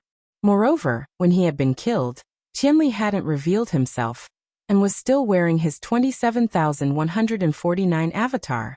Speaking of which, if this guy hadn't been killed, Qianli wouldn't have run to Moonlit Night City. If that scourge hadn't run to Moonlit Night City, Silvermoon wouldn't have fallen to such a sad state. When she thought of this, Silvermoon suddenly wanted to fiercely punch him. Alright, I think we should first leave this place and then talk. Yi Xiaowu discovered that as Non-Smiler came into contact with the two of them, more and more doubtful gazes were directed at them. How do we leave? Non-Smiler asked. As someone who had participated in killing Silvermoon, he was even more clear on how desperate the ambush outside was. Teleport. You two stand over here. Yi Xiaowu opened a teleport scroll. Of course, Non-Smiler didn't have any concerns and immediately walked over. Silvermoon was secretive and hesitant, but in the end he made up his mind. He had gambled so many times, it wouldn't make a difference this time. He gritted his teeth and stood over. The scroll fell to the ground, and the white light of the teleport formation instantly carved rune lines on the ground. Many players with slow reactions didn't realize what had happened. A white pillar of light rose up, and the three people who had just been there disappeared. Many players who were hiding in the dark, climbing houses, and crouching in corners had been paying attention to Silvermoon. At this time, when he suddenly disappeared, everyone came out from the dark and gathered together, looking at each other. This is a teleport scroll? In this day and age, there were more and more players who knew what was good. Which bro is this from? So much money. Someone looked around and asked. That's right. Is that bitch worth so much money? Someone said that teleport scrolls were still rare and expensive. In the end, after the representatives of the various groups who were lying in ambush outside the resurrection point expressed their opinions, everyone finally realized that no one had used such an amazing plan as a teleport scroll. After all, ganging up on Silvermoon was an activity that everyone loved to see, and there was no need to hide it to entertain themselves. Generally, the groups who got the opportunity would be jubilant, but at this time, no one came out to admit it. Could it be that someone saved that guy? Someone said, "Fuck, it can't be. This kind of scum is actually saved? Who's so shameless?" Someone was angry. Did anyone notice who that guy was? Someone shouted, "It's a cleric. I don't know him. I thought it was one of you. I thought it was one of you. I thought it was one of you. That thief later, isn't that person yours?" Someone pointed at the people from the 10 Guild Alliance. After muddling around here for so many days, everyone was familiar with each other and knew the origins of this group of people. For them to specially travel thousands of miles to Whitestone City to kill a single person, everyone was very impressed. The people from the 10 Guild Alliance looked at each other. After all, there were many battles to be fought in Moonlit Night City. As the big boss of the 10 Guild Alliance, Yin Zhongmu could not stay here and play with Silvermoon all day long. Fortunately, there were still many people in their group who were enthusiastic about killing Silvermoon. Comrade Zhu Xian, who was the leader for the past 2 days, had been bullied by Silvermoon and his group a long time ago. Now that Silvermoon was in such a dire state, he was very happy to come and beat her up. Who would have thought that within 2 days of being in charge, this would happen? Old Yin, Silvermoon has been saved. Zhu Xian quickly sent a message to Yin Zhongmu. Fuck, you son of a bitch. How can you let someone run away when it's your turn? Can't you be more mature? Yin Zhongmu cursed. There's no other way. Someone came with a teleport scroll and teleported him away. Zhu Xian said. Fuck, which son of a bitch would spend so much money to save this bitch? Yin Zhongmu was shocked. Not only that, Non-Smiler was also teleported away with them. That you're tuning in to the Li Mei's Wuxia Whispers YouTube channel. We're so grateful for your support, and don't forget to subscribe to join us on this incredible journey through captivating stories. Your generosity through donations truly makes a world of difference, as it's the primary source of revenue that allows me to expand and enhance this channel for you. Thank you from the bottom of my heart for being a part of this adventure.